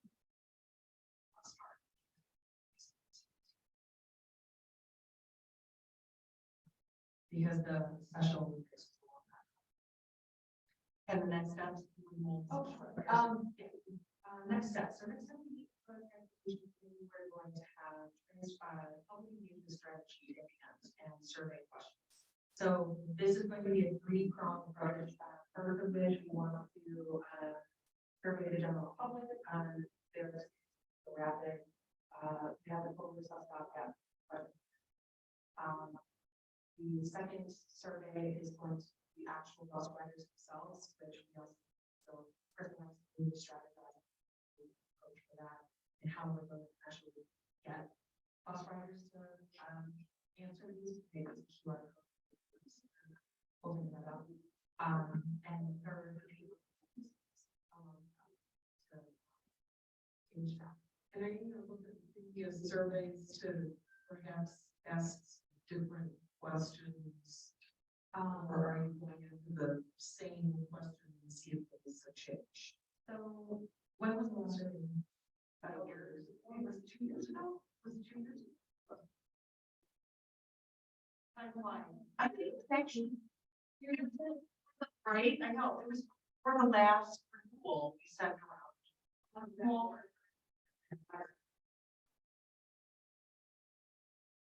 I think it would be a good idea to look at that previous, speaking of survey fatigue, that, you know, people are gonna say, I've already done this. well, but this one, well, some of the questions will need to be the same, but some of them will have to be different. We've not surveyed anyone about alternatives. We only focus on, right, do you use the bus, do you need the bus, you know, what'll happen if like, you don't have the bus, we talk about maybe other possibilities like. So that I imagine will occur. And then the question of payment, yeah, I don't think that we ask, are you willing to pay because it's over? Yeah. So that will also talk about that. Yeah. So that's a big next step. And then we also are looking to get our financial data of the answers from the rapid. Basically we asked that different cost scenarios. So if we were to come to the table and say, okay, rapid, let's say 100K, what will that give us? So kind of trying to figure out what those numbers are going to be. Is also going to be if that's an approach that so working through different cost scenarios and things that they had to change with us. We also need additional ridership. So, like Route 10, for example, that used to stop in my Township. Ames Township, what does that ridership look like for that route specifically, and how much does that cost for that? So basically, so we can get that same data that we have specifically for Route 10. So a lot of asking people, if you didn't have the bus, what would your alternative be? I think it might be based on this information, the best practices, looking at other areas. If you had a bus that took you someplace else, would there be other destinations that you would actually see yourself using the bus for? I think that might be a whole question too, however it needs to be. Yeah, that's Right. a good question, because they've got a transfer station at the mall, and I never. Well, it's not the idea of a bus that goes directly from Cascade to downtown Grand Rapids back. I think might be something that people might be interested in. I don't know. It serves a different need. I mean, you've got, because that might be something that you see residents using as opposed to. Right. So the right.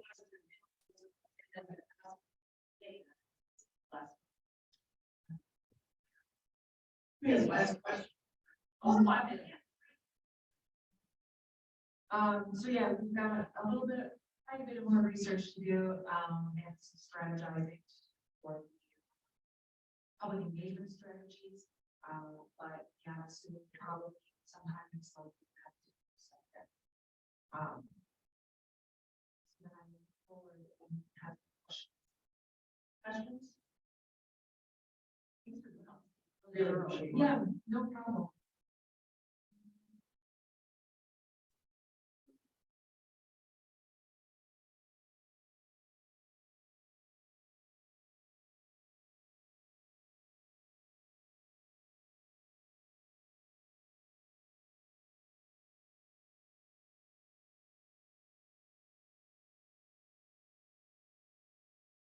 Are you trying to show us the area plan from Gordon Plaza?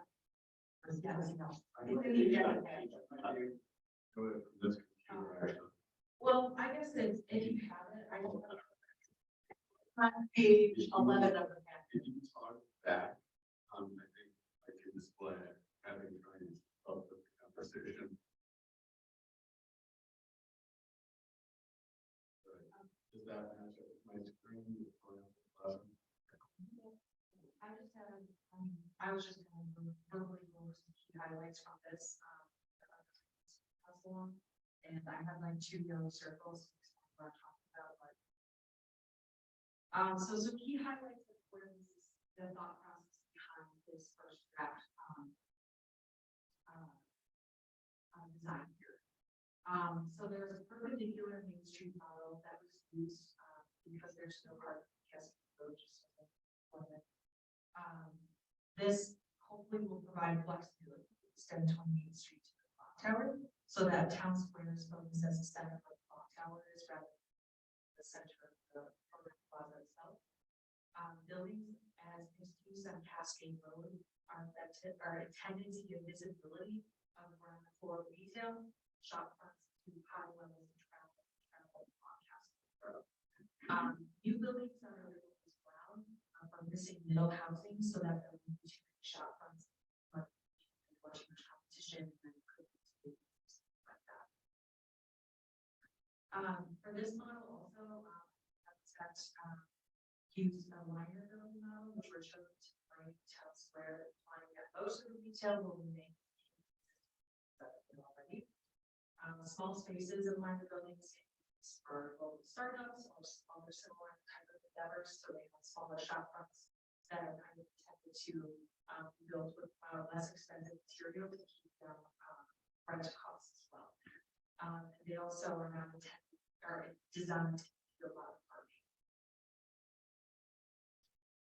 All existing buildings except for a few one-story retail structures in the lower village of Orange Avenue. Existing structures obstruct the use of historic church. So essentially, we wanted to try to open up that space to not have constructed historic church. People wants to connect the lower plaza to the lower village area. So line the new streets with Orange and that's town. So there's like a street that would kind of open up those use.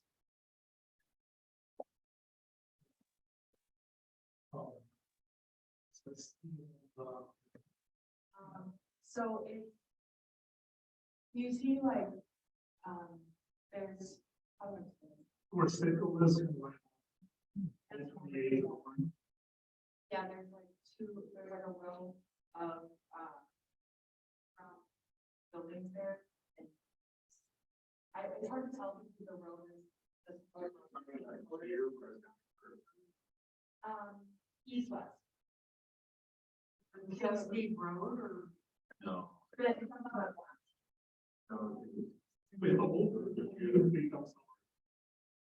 Right, yeah.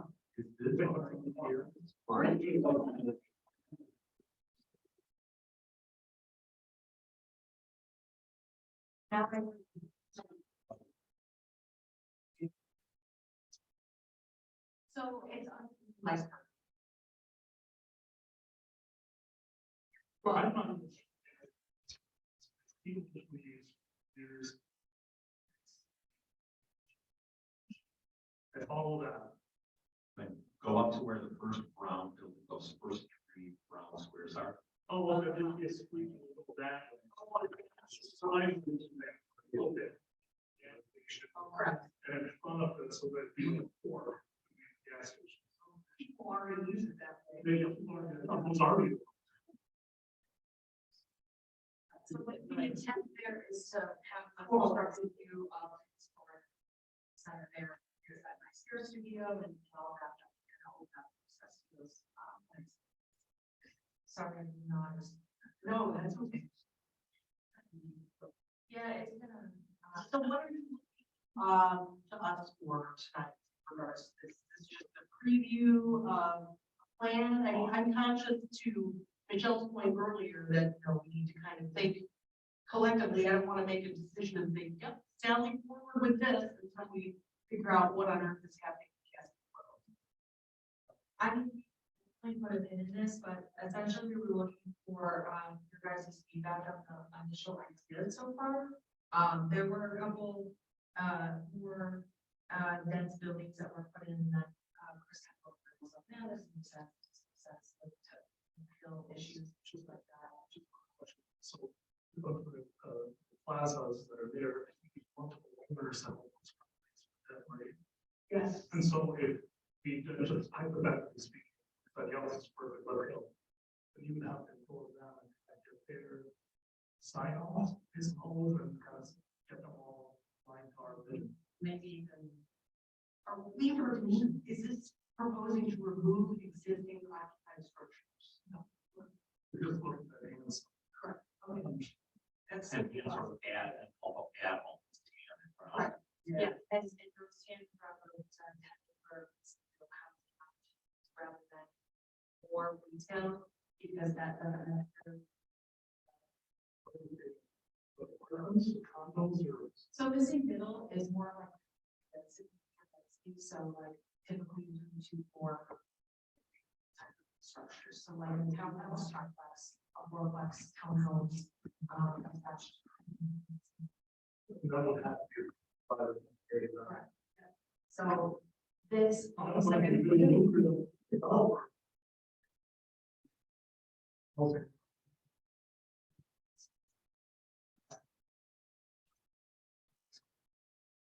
So that we need to. Yeah, and say. This is a concept. And is this like? Love. So I have targeted rather than. it's not. So we weren't going to take this out any other avenues because at this point, because if we were totally off base on what you guys saw the direction was going, then that just wasn't a very conversation for them. I think that people, I'm not hearing negative comments from anyone. I think that it's. For Brad, I think certainly, taking the next step of talking to a planning commission, particularly because you talk about a lot of housing here, and I can't imagine zone for that. So, that might be the very next step, because if the planning commission comes back or if there's resistance, then obviously we're back to square one. And Jennifer, what is going to transpire at Cascade Road, I think is really going to impact what those are, because, if it's residential, I'm not sure anybody wants to live right there. I could be wrong, but, it's a lot of traffic. That's a lot of road noise. Yeah. So I think that's got to be taken into consideration. If you look at this, assume, say someone wants to put that, right? I think this is a great example of that, the township board and the DDA work together, because Yeah. I think we run the financials in a positive way, is that these individuals will be paying property tax. That's a revenue is surplus that you're gonna get from it. Also, you're supporting businesses, which is directed with the DDA. So I think there's few people that can invest in support that just make it come to fruition. Including that, like, the empty space, you had housing there, or empty businesses that are there, I think it's attractive to. Well, that's all. And don't put traffic necessarily. It's a great way.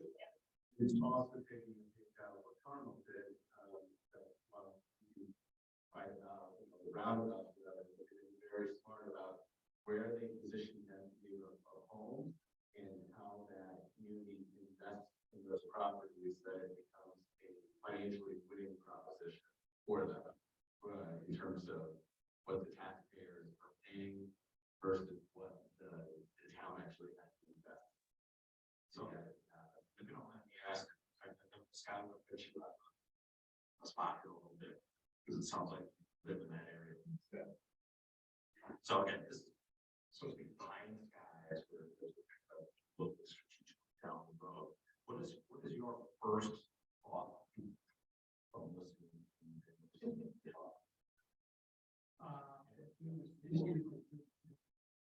First step. I'm totally committed to just slowing down the traffic. I think it's that way.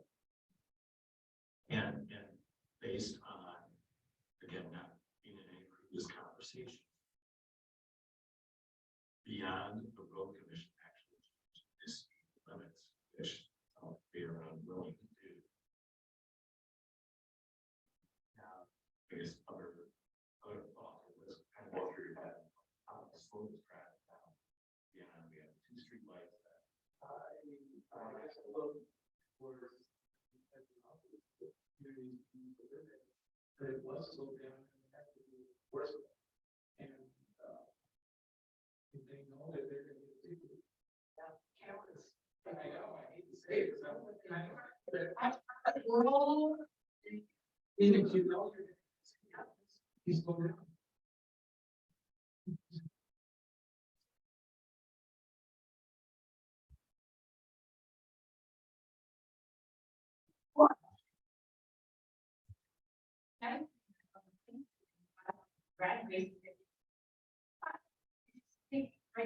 Well, I don't know that we discussed cameras, but that's a really good idea.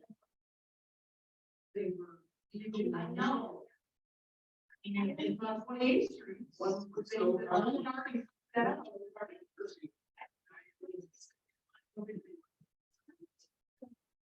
Oh. They automatically send you to they know. They know.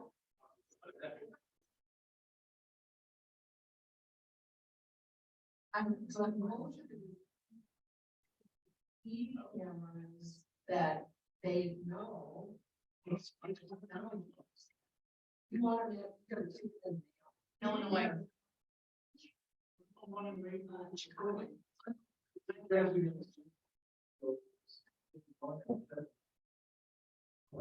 No. That's right, I don't know. It's for something. Enforcement or turn.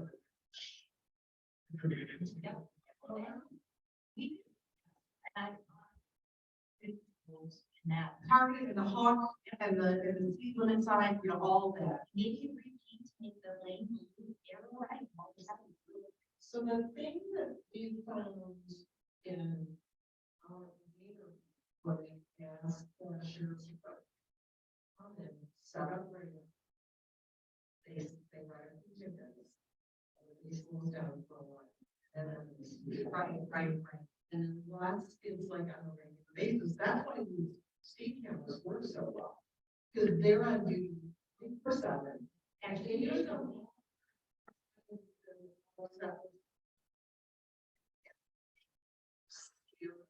They're like, well, you know, there's. Like, where they sign it well, they let you know. Well.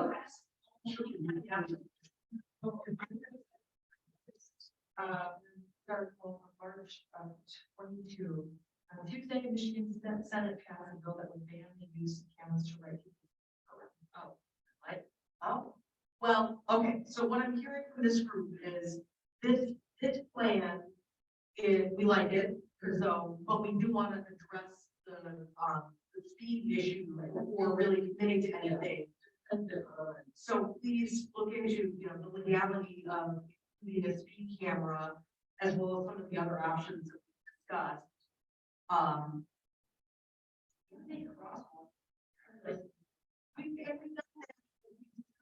For them, you know, kind of the hawk, call the hawk sign. So yeah, that's also. Talking about widening over the bridge, the sidewalk, and narrowing the lanes, which may have impacted speed. We were gonna look into it a little bit further. I'm not for burning money at all, but I do think if we're gonna make a significant investment in this area that could scale up in the millions with parks and everything else, we're gonna spend a little bit of money to take a deep dive on how we reduce or mitigate the speed of traffic. It feels like a worthy endeavor. Agreed. And well, and to move back to Michelle's point, you know, we may find ourselves as part of this strategic planning process, having quite a few projects that even exceed our balance, and that would be important when we discuss bonding out for some of this. But we don't want to do that piecemeal. I mean, we want to, have in our site, where here's the range of projects, you can be cash for. And now. You know, narrowing those things into some of the other like cruising, that actual street out of the sidewalk. And that's why we did the decision in that meeting, let's just go ahead and do it, and take a step back. And what I cost is that. There's a lot of sort of, because you're checking their, unfortunately, checking their text message. Always a pretty, if I'm like, it's not but if someone's playing it down, you know what I mean? And either I'm so scared when I see a light, you have to firm, is so scared to. But not all people are like that, maybe once in a while, I'm not like that either. So I think that safety for residents becomes much more priority than speed. Okay.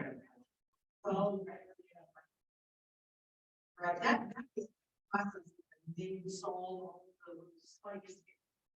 Driving closer to the center line as opposed to closer to the bike lane, that was.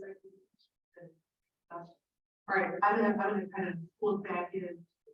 See if you can. But I was gonna say, can I ask for a 5? I'm also badly afraid, so can we take a 5-minute break? Let's finish this topic. Nope, like for 2 seconds, make sure that I have my marching orders correct. Or, we're done with this conversation. So first and foremost, reach out to the commission, see if they want to come to meetings sometime, or establish meetings sometime. That whatever ends up working out with that, to kind of go through verbally, what they told us with you guys. If there's a way that we can help us with that.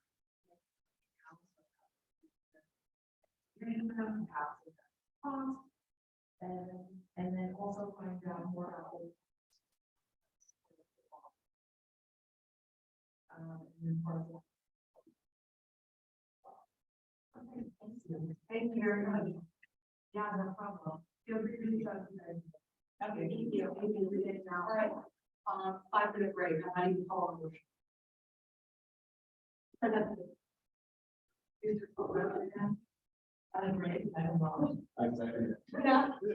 Everyone's in favor. I don't care. I don't care.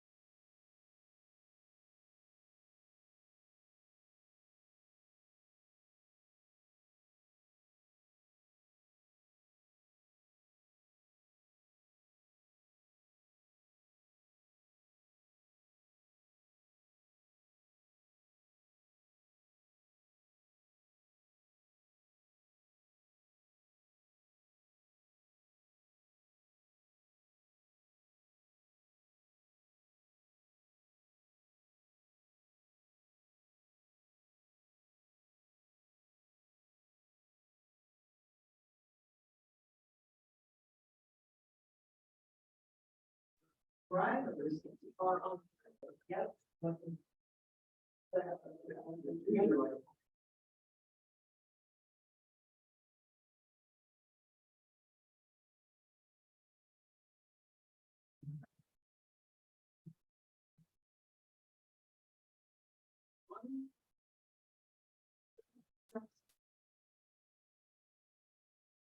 They're going to make it work. What else? Oh, it's. And Robert. There it is.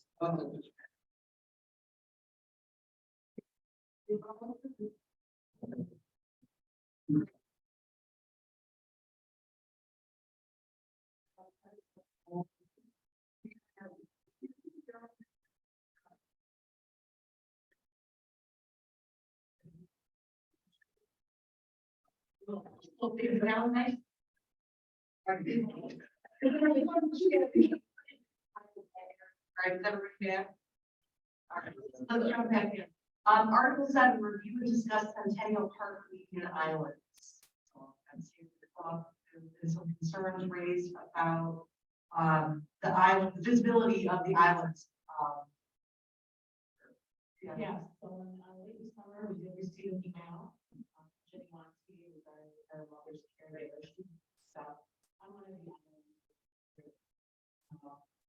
It was a median island on Charlotte Drive. And we do have 7 of these islands in the park. Island. And 2 on Foremost Drive, right around Orchard Vista. Charlotte Drive. So we do have some low connecting, and it's quite far and fall on those islands, but snow obviously is very difficult to see. And so in a recent discussion with the road commission, they said they will connect anywhere from 18 to 24 inches, but any type of trees or permanent structures are not allowed on median islands. So Jenny did some research, and there's email in your packets median islands. Jenny did some research on native plants and shrubs that are generally herders or permanent conditions.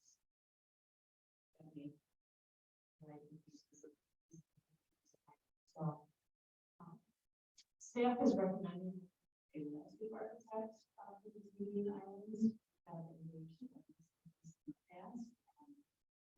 One native, another native is actually the landscape architect that's working with the library. And work with them to design a plan for the island specifically to that are already low maintenance, conditions here, and will provide facility year round, including if possible during snow events, and also back out in the island and Incorporate it into the. yeah, and maybe that would help bring up so that maybe they're a little more visible. So, Oh, that's where it's. They out so that they know where the curves are. Is there any reason that the fall that have orange things in these islands? they've been there before also.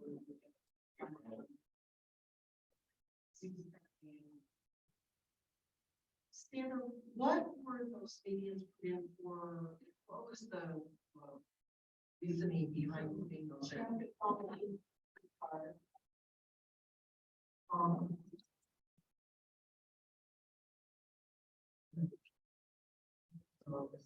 And they're saying that there can't be any structural, like a low wall or anything built in there. I don't know. Then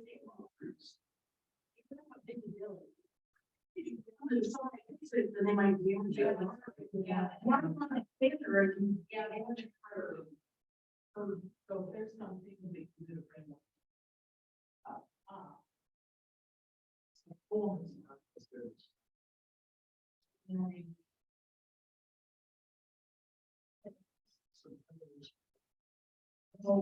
So then I didn't know, I think. No, it's working, it's stuck. Just higher track.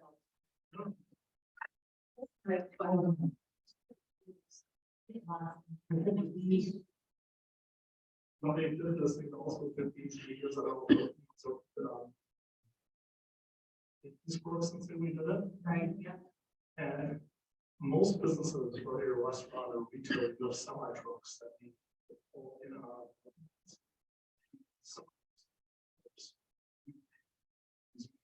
have to dig into whatever you put on, whatever you put out of there, it's gonna take all that. But they did the way basically blows my mind, because I'll see semis trying to get into the parking lots, and now, unfortunately, there is more. Both of them get damaged so fast. Mine personally don't, and it's not ours, but it's not Cascade, I never understood it, because it's same for this.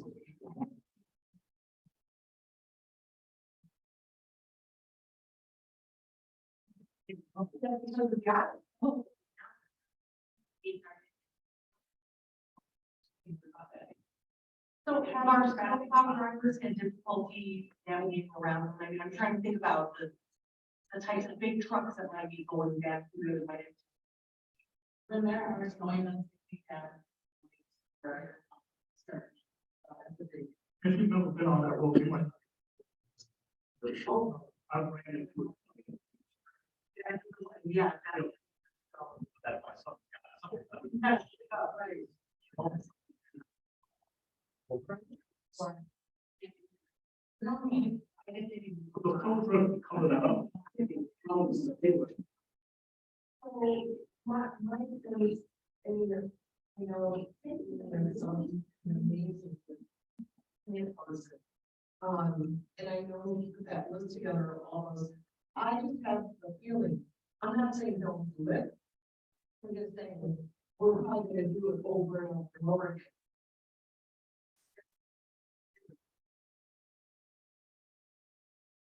again. And that we like just finish the reading of those and put some sort of marker in there that's permanent that, you know, would something with people that, yeah, there's a meeting for here. You can't just put a force to that. It would be the brickwork that's already in But that wouldn't solve the problem. Putting brick in there wouldn't solve the problem. some sort of stanchion or something in there, but they're saying we can't do that. But if it didn't damage the vehicle and you aren't going into a trough on the experts, it's kind of. Right. Yeah, It is. what happens is with motion, to leave it at that, just motion. But I think the problem is the snow, like, if the short term fix, get somebody out there with the torn. In there, right, but if you don't have. But the snow plow, I mean, we don't have anything that. Yeah, we can get that. Okay. Okay. Maybe in talking with this landscape architect, there's some type of plantings or something we can do. One that was providing your time. But that we can kind of bring up, you know, vertically to provide that. I know there are the other measurements. So that's that. It's fine. So you know, there's 12 islands. Seven. So does it make sense to sort of agree, of mixing up perennials as Jimmy was recommending? And maybe there's 3 islands at perennials. The other 4 may have some of those petunias that we're talking about.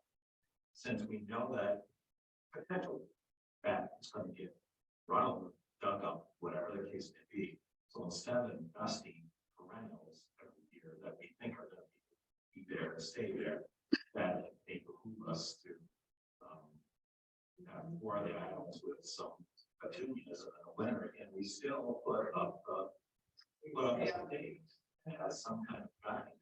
I guess gauge, I think perennials stay, and it will good with the perennials and the fixed. Now let's make an investment for the other 4 and look at the accommodation. You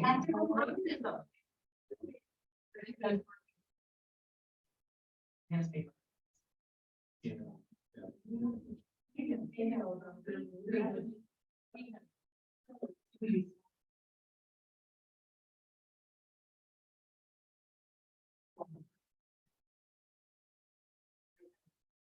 So what other information do you need to put together, information? Any other comments on Centennial Park meeting, island issue, sorry. Go with all this turn. All right, yes, could you come up to the microphone, please?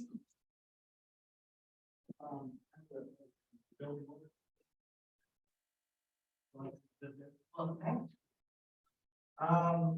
So this is on the agenda, so I thought I'd stay. I came first for the exciting, crime, session.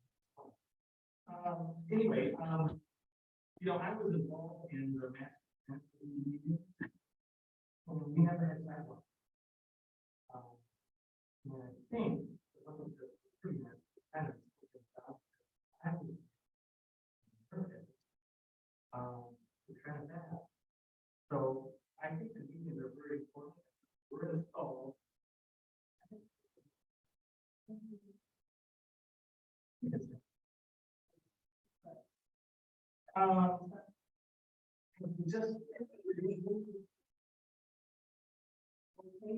Well, giving us this back. And they have two meetings.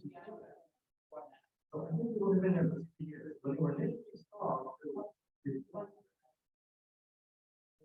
Letters, each one. There's one letter. Strategically taken out by cell phones. So. Okay, so let's. Right, those need to be replaced. As they were constructed. Original. And as it takes out. Stop sign and code. And grab that. Take it out. Is that the one behind you?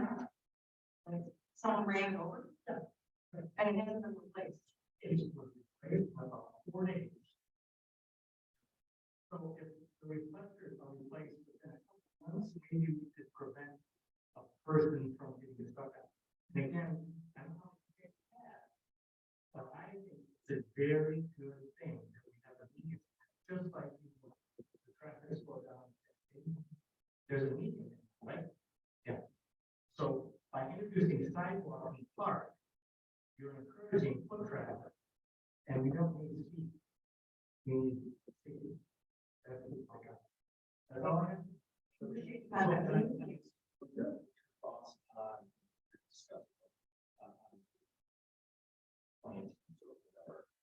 I'm a business owner.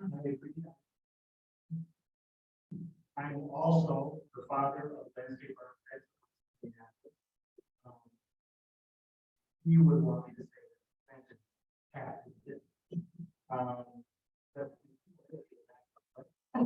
So I'm gonna say if something can be as hard as stay and the landscape architect will. I really think having the reflector there and being really you can get it, but I mean if they're gone, I like contingent business owner.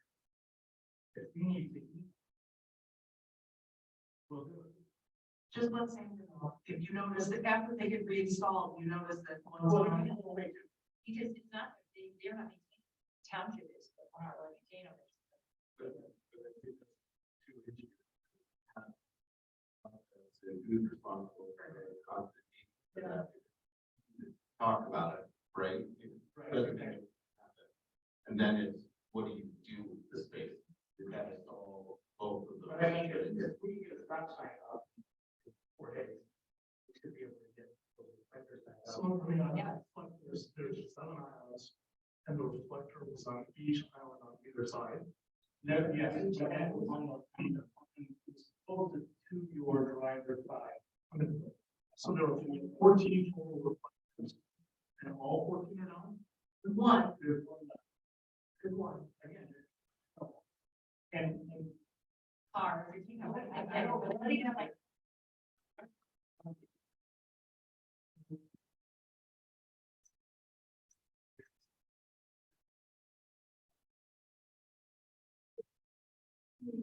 Before, building.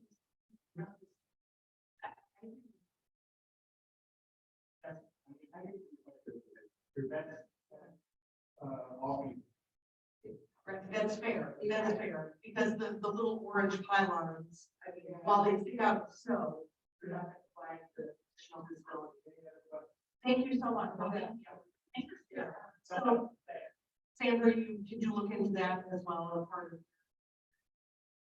All right. Thank you guys for all you do. Oh, thank you. I really appreciate it. Other questions or comments regarding the media? All right, moving on to Article 8, review the 2022 DEA annual report.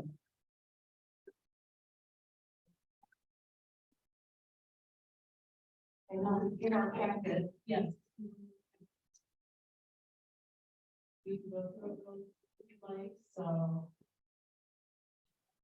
and I just want to say, this is really great. I'm glad we have this. It's nicely, I like the visuals, and it's a nice thing to add to the website, explaining what it is that we do and help educate. Right, so yes, obviously we have the purpose of the DEA.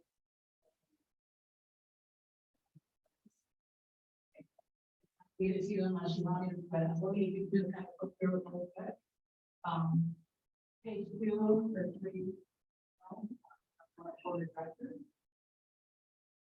Board members. How the DEA, how the DEA board. Members, the appointed by.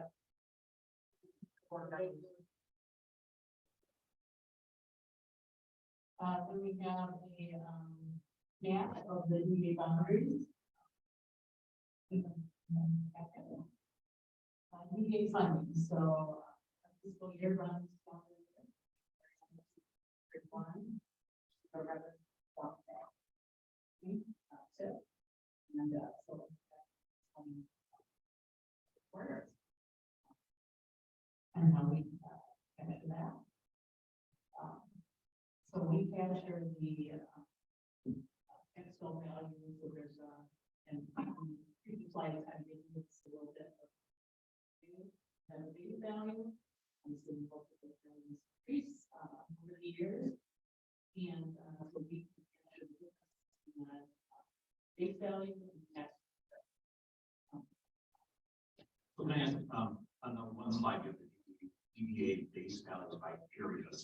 We have different dates. Are those the dates that those areas part of the DDA? Is that why they're signified? So our original district is great.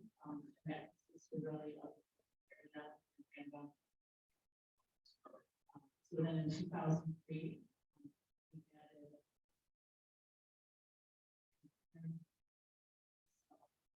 added Township, Anderson. 2004, Centennial Business. So there are three. Sorry, is this online? Is this live now on the website? No, not yet. So we're just reviewing it. Yeah. So Steve's question is a good one, and I think probably there just needs to be an effort or something that, because it's not immediately understandable what those dates are. Take care of that. But yes, because of that, added on. So, yeah. Base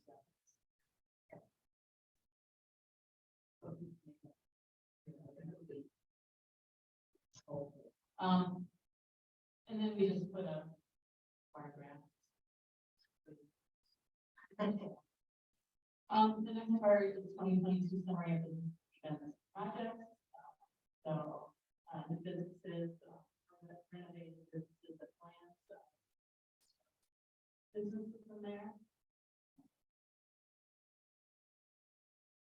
Not only those that we did this year.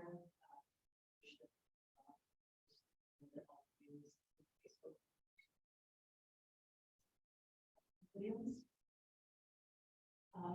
Just the plans and things that we use. The township plan, and then we use the plan now. Station city.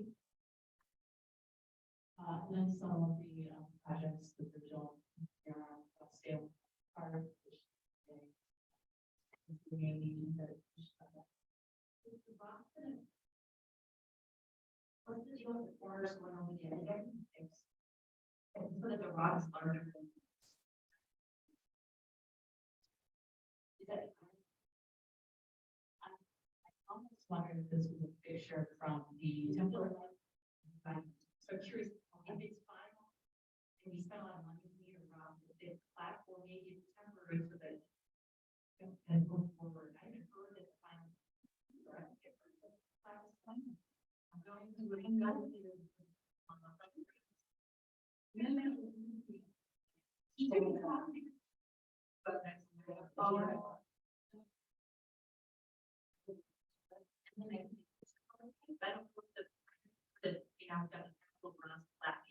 so it makes sense that it's pretty generous, but you allow Rob should be bigger than the flag. And if they need to swap rocks, that. Standard, there's one little, so on plans and committees, maybe where you mentioned McKenna, say the consultant, because a lot of people aren't gonna know. Who's McKenna?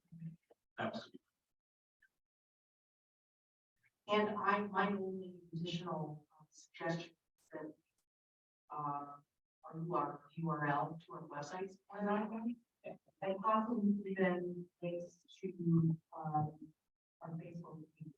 Given that this is to be on our website anyway. A lot of people will be seeing it there, but it will be hard.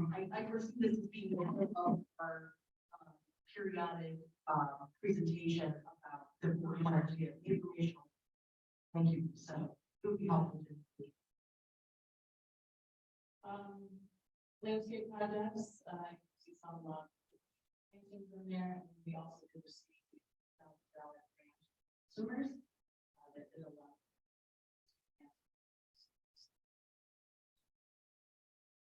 We had some very pretty events, you can see some of those for Chick-fil-A, Tom's Car Wash.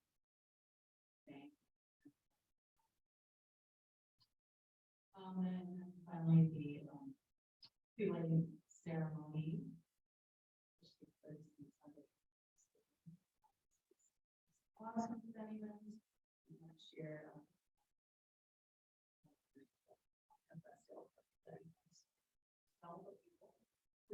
And then you can see that world, which takes place in August.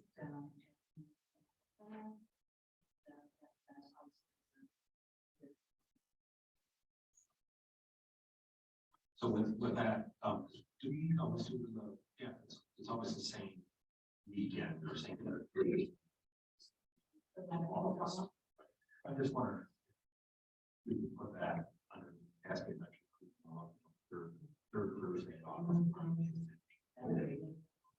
We can do it if you like to do it some. Is there anything about the Metro Cruise being one of the largest? I don't know, is there any interesting about that? It brings thousands. You might, they've got a website, don't they, Metro Cruise?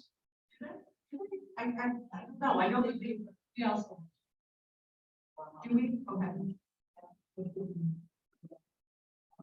Yeah, but I know we have like some numbers. Maybe it was the number of participants or something. Yeah.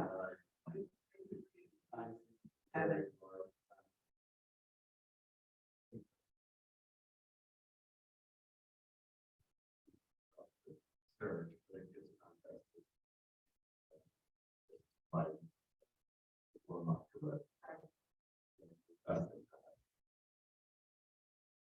Other questions, comments? If you see something that you'd like Sandra to include, please feel free to reach out directly. Thank you much. All right, moving on to our design. Recommend village design committee.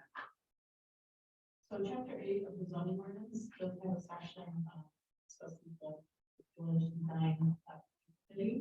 This is how the board appointed committee. It's made up of 5 Cascade Township citizens, 300. The township board planning committee, the board of skills, and the purpose of the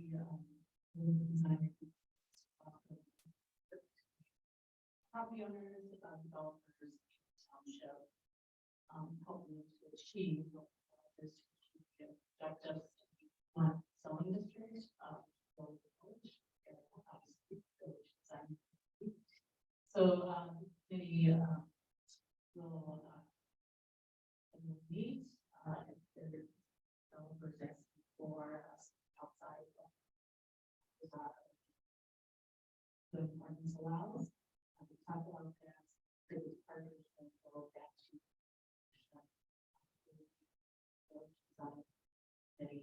that discussion. So, the DDA should recommend a member to be appointed to the DDRC. Yes. Okay, I was reading it. Scott Rissy is the representative from the planning commission. We should recommend. There might be volunteers. What is it like?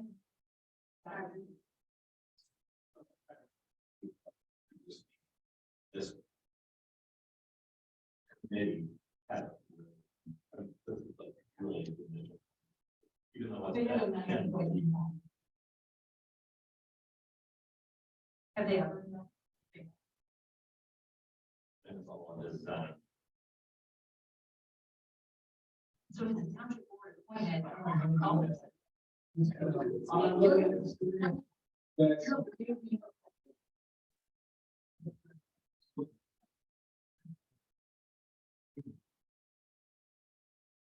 That's when I do it. Yeah, I'll do it. Excellent. Knowing that I don't know that. Okay, I'll move in favor of that recommendation. Sure.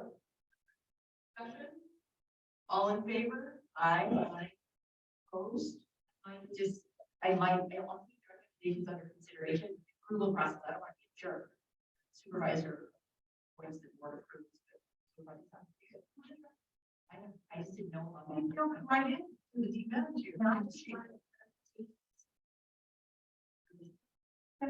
was just wondering about, made up of 5 PSC township citizens, how are they diverse? Or, no, right here in the city. There's a separate records now. Oh, so I mean.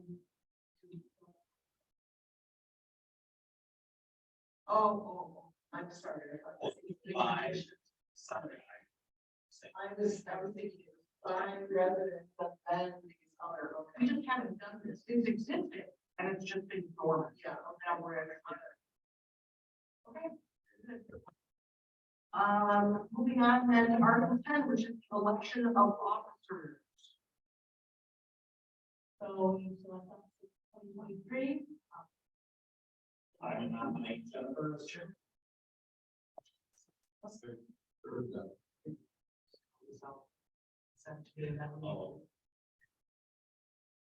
Discussion?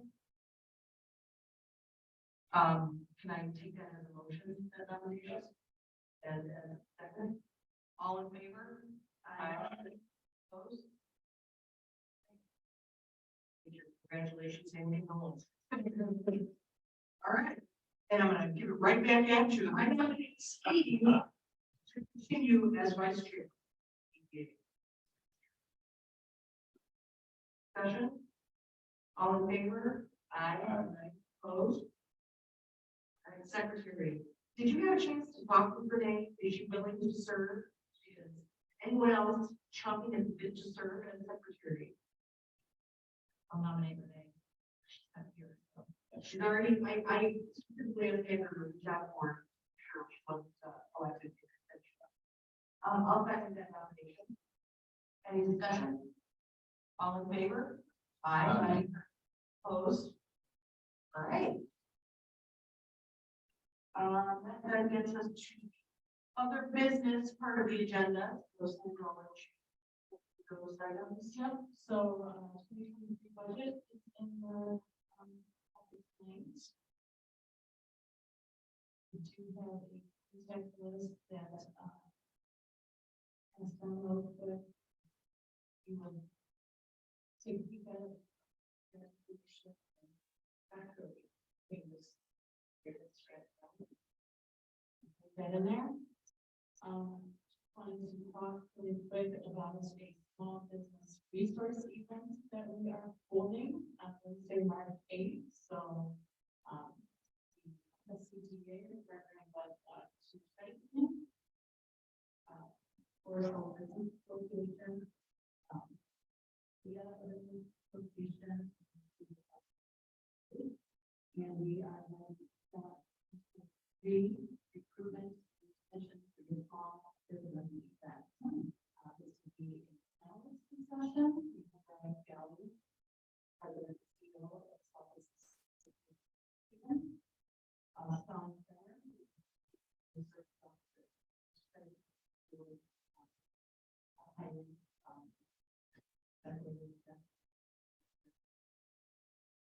she's very well known. We have our very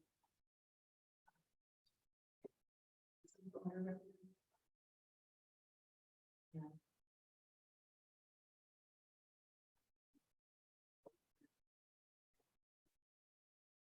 Okay, 11:31. Biden.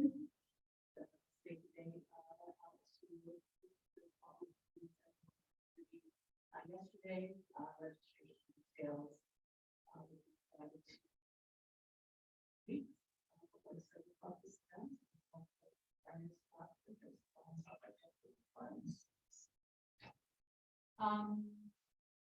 We are having a ceremony for the business. Opening for business. Your accolades are. So that everybody will be Friday. 7. Yeah.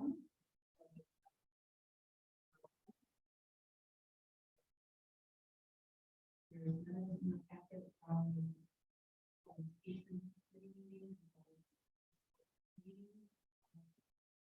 EDA meeting will be February 21st. Everyone. Other business? Anybody have other questions, other topics? I noticed that, is that a coffee place that's opening up right down in the Starbucks? They wanted to do it. Okay. I guess the only question I have coming out of this discussion about farm area. Was there any action coming out of the request that the deputy made? I don't think we got to that.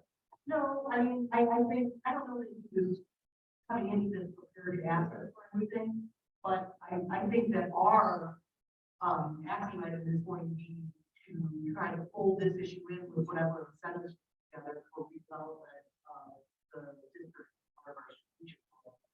So it's going to be, complicated, but I think that we as a DPA should wait for him to say, yes, I need you to do this stuff. And did right now, we interested at some point or like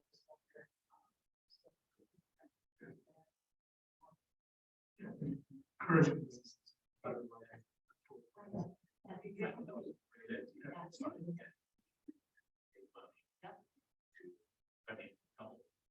Double land or double dividends, so to speak, that I can improve my business, but also create safety for my guests, for my employees, make it more More excited. we can talk about that.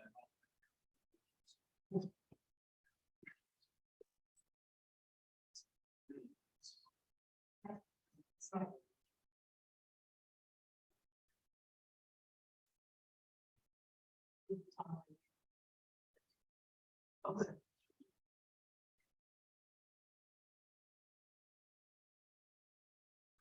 Other items? I just want to talk about the slides, and I didn't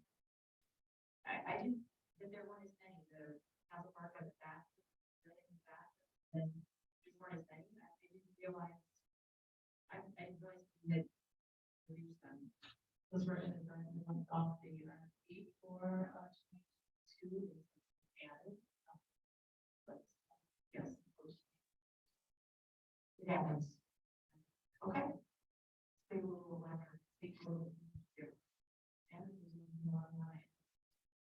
True. Other items? All right, I'll entertain a motion to adjourn.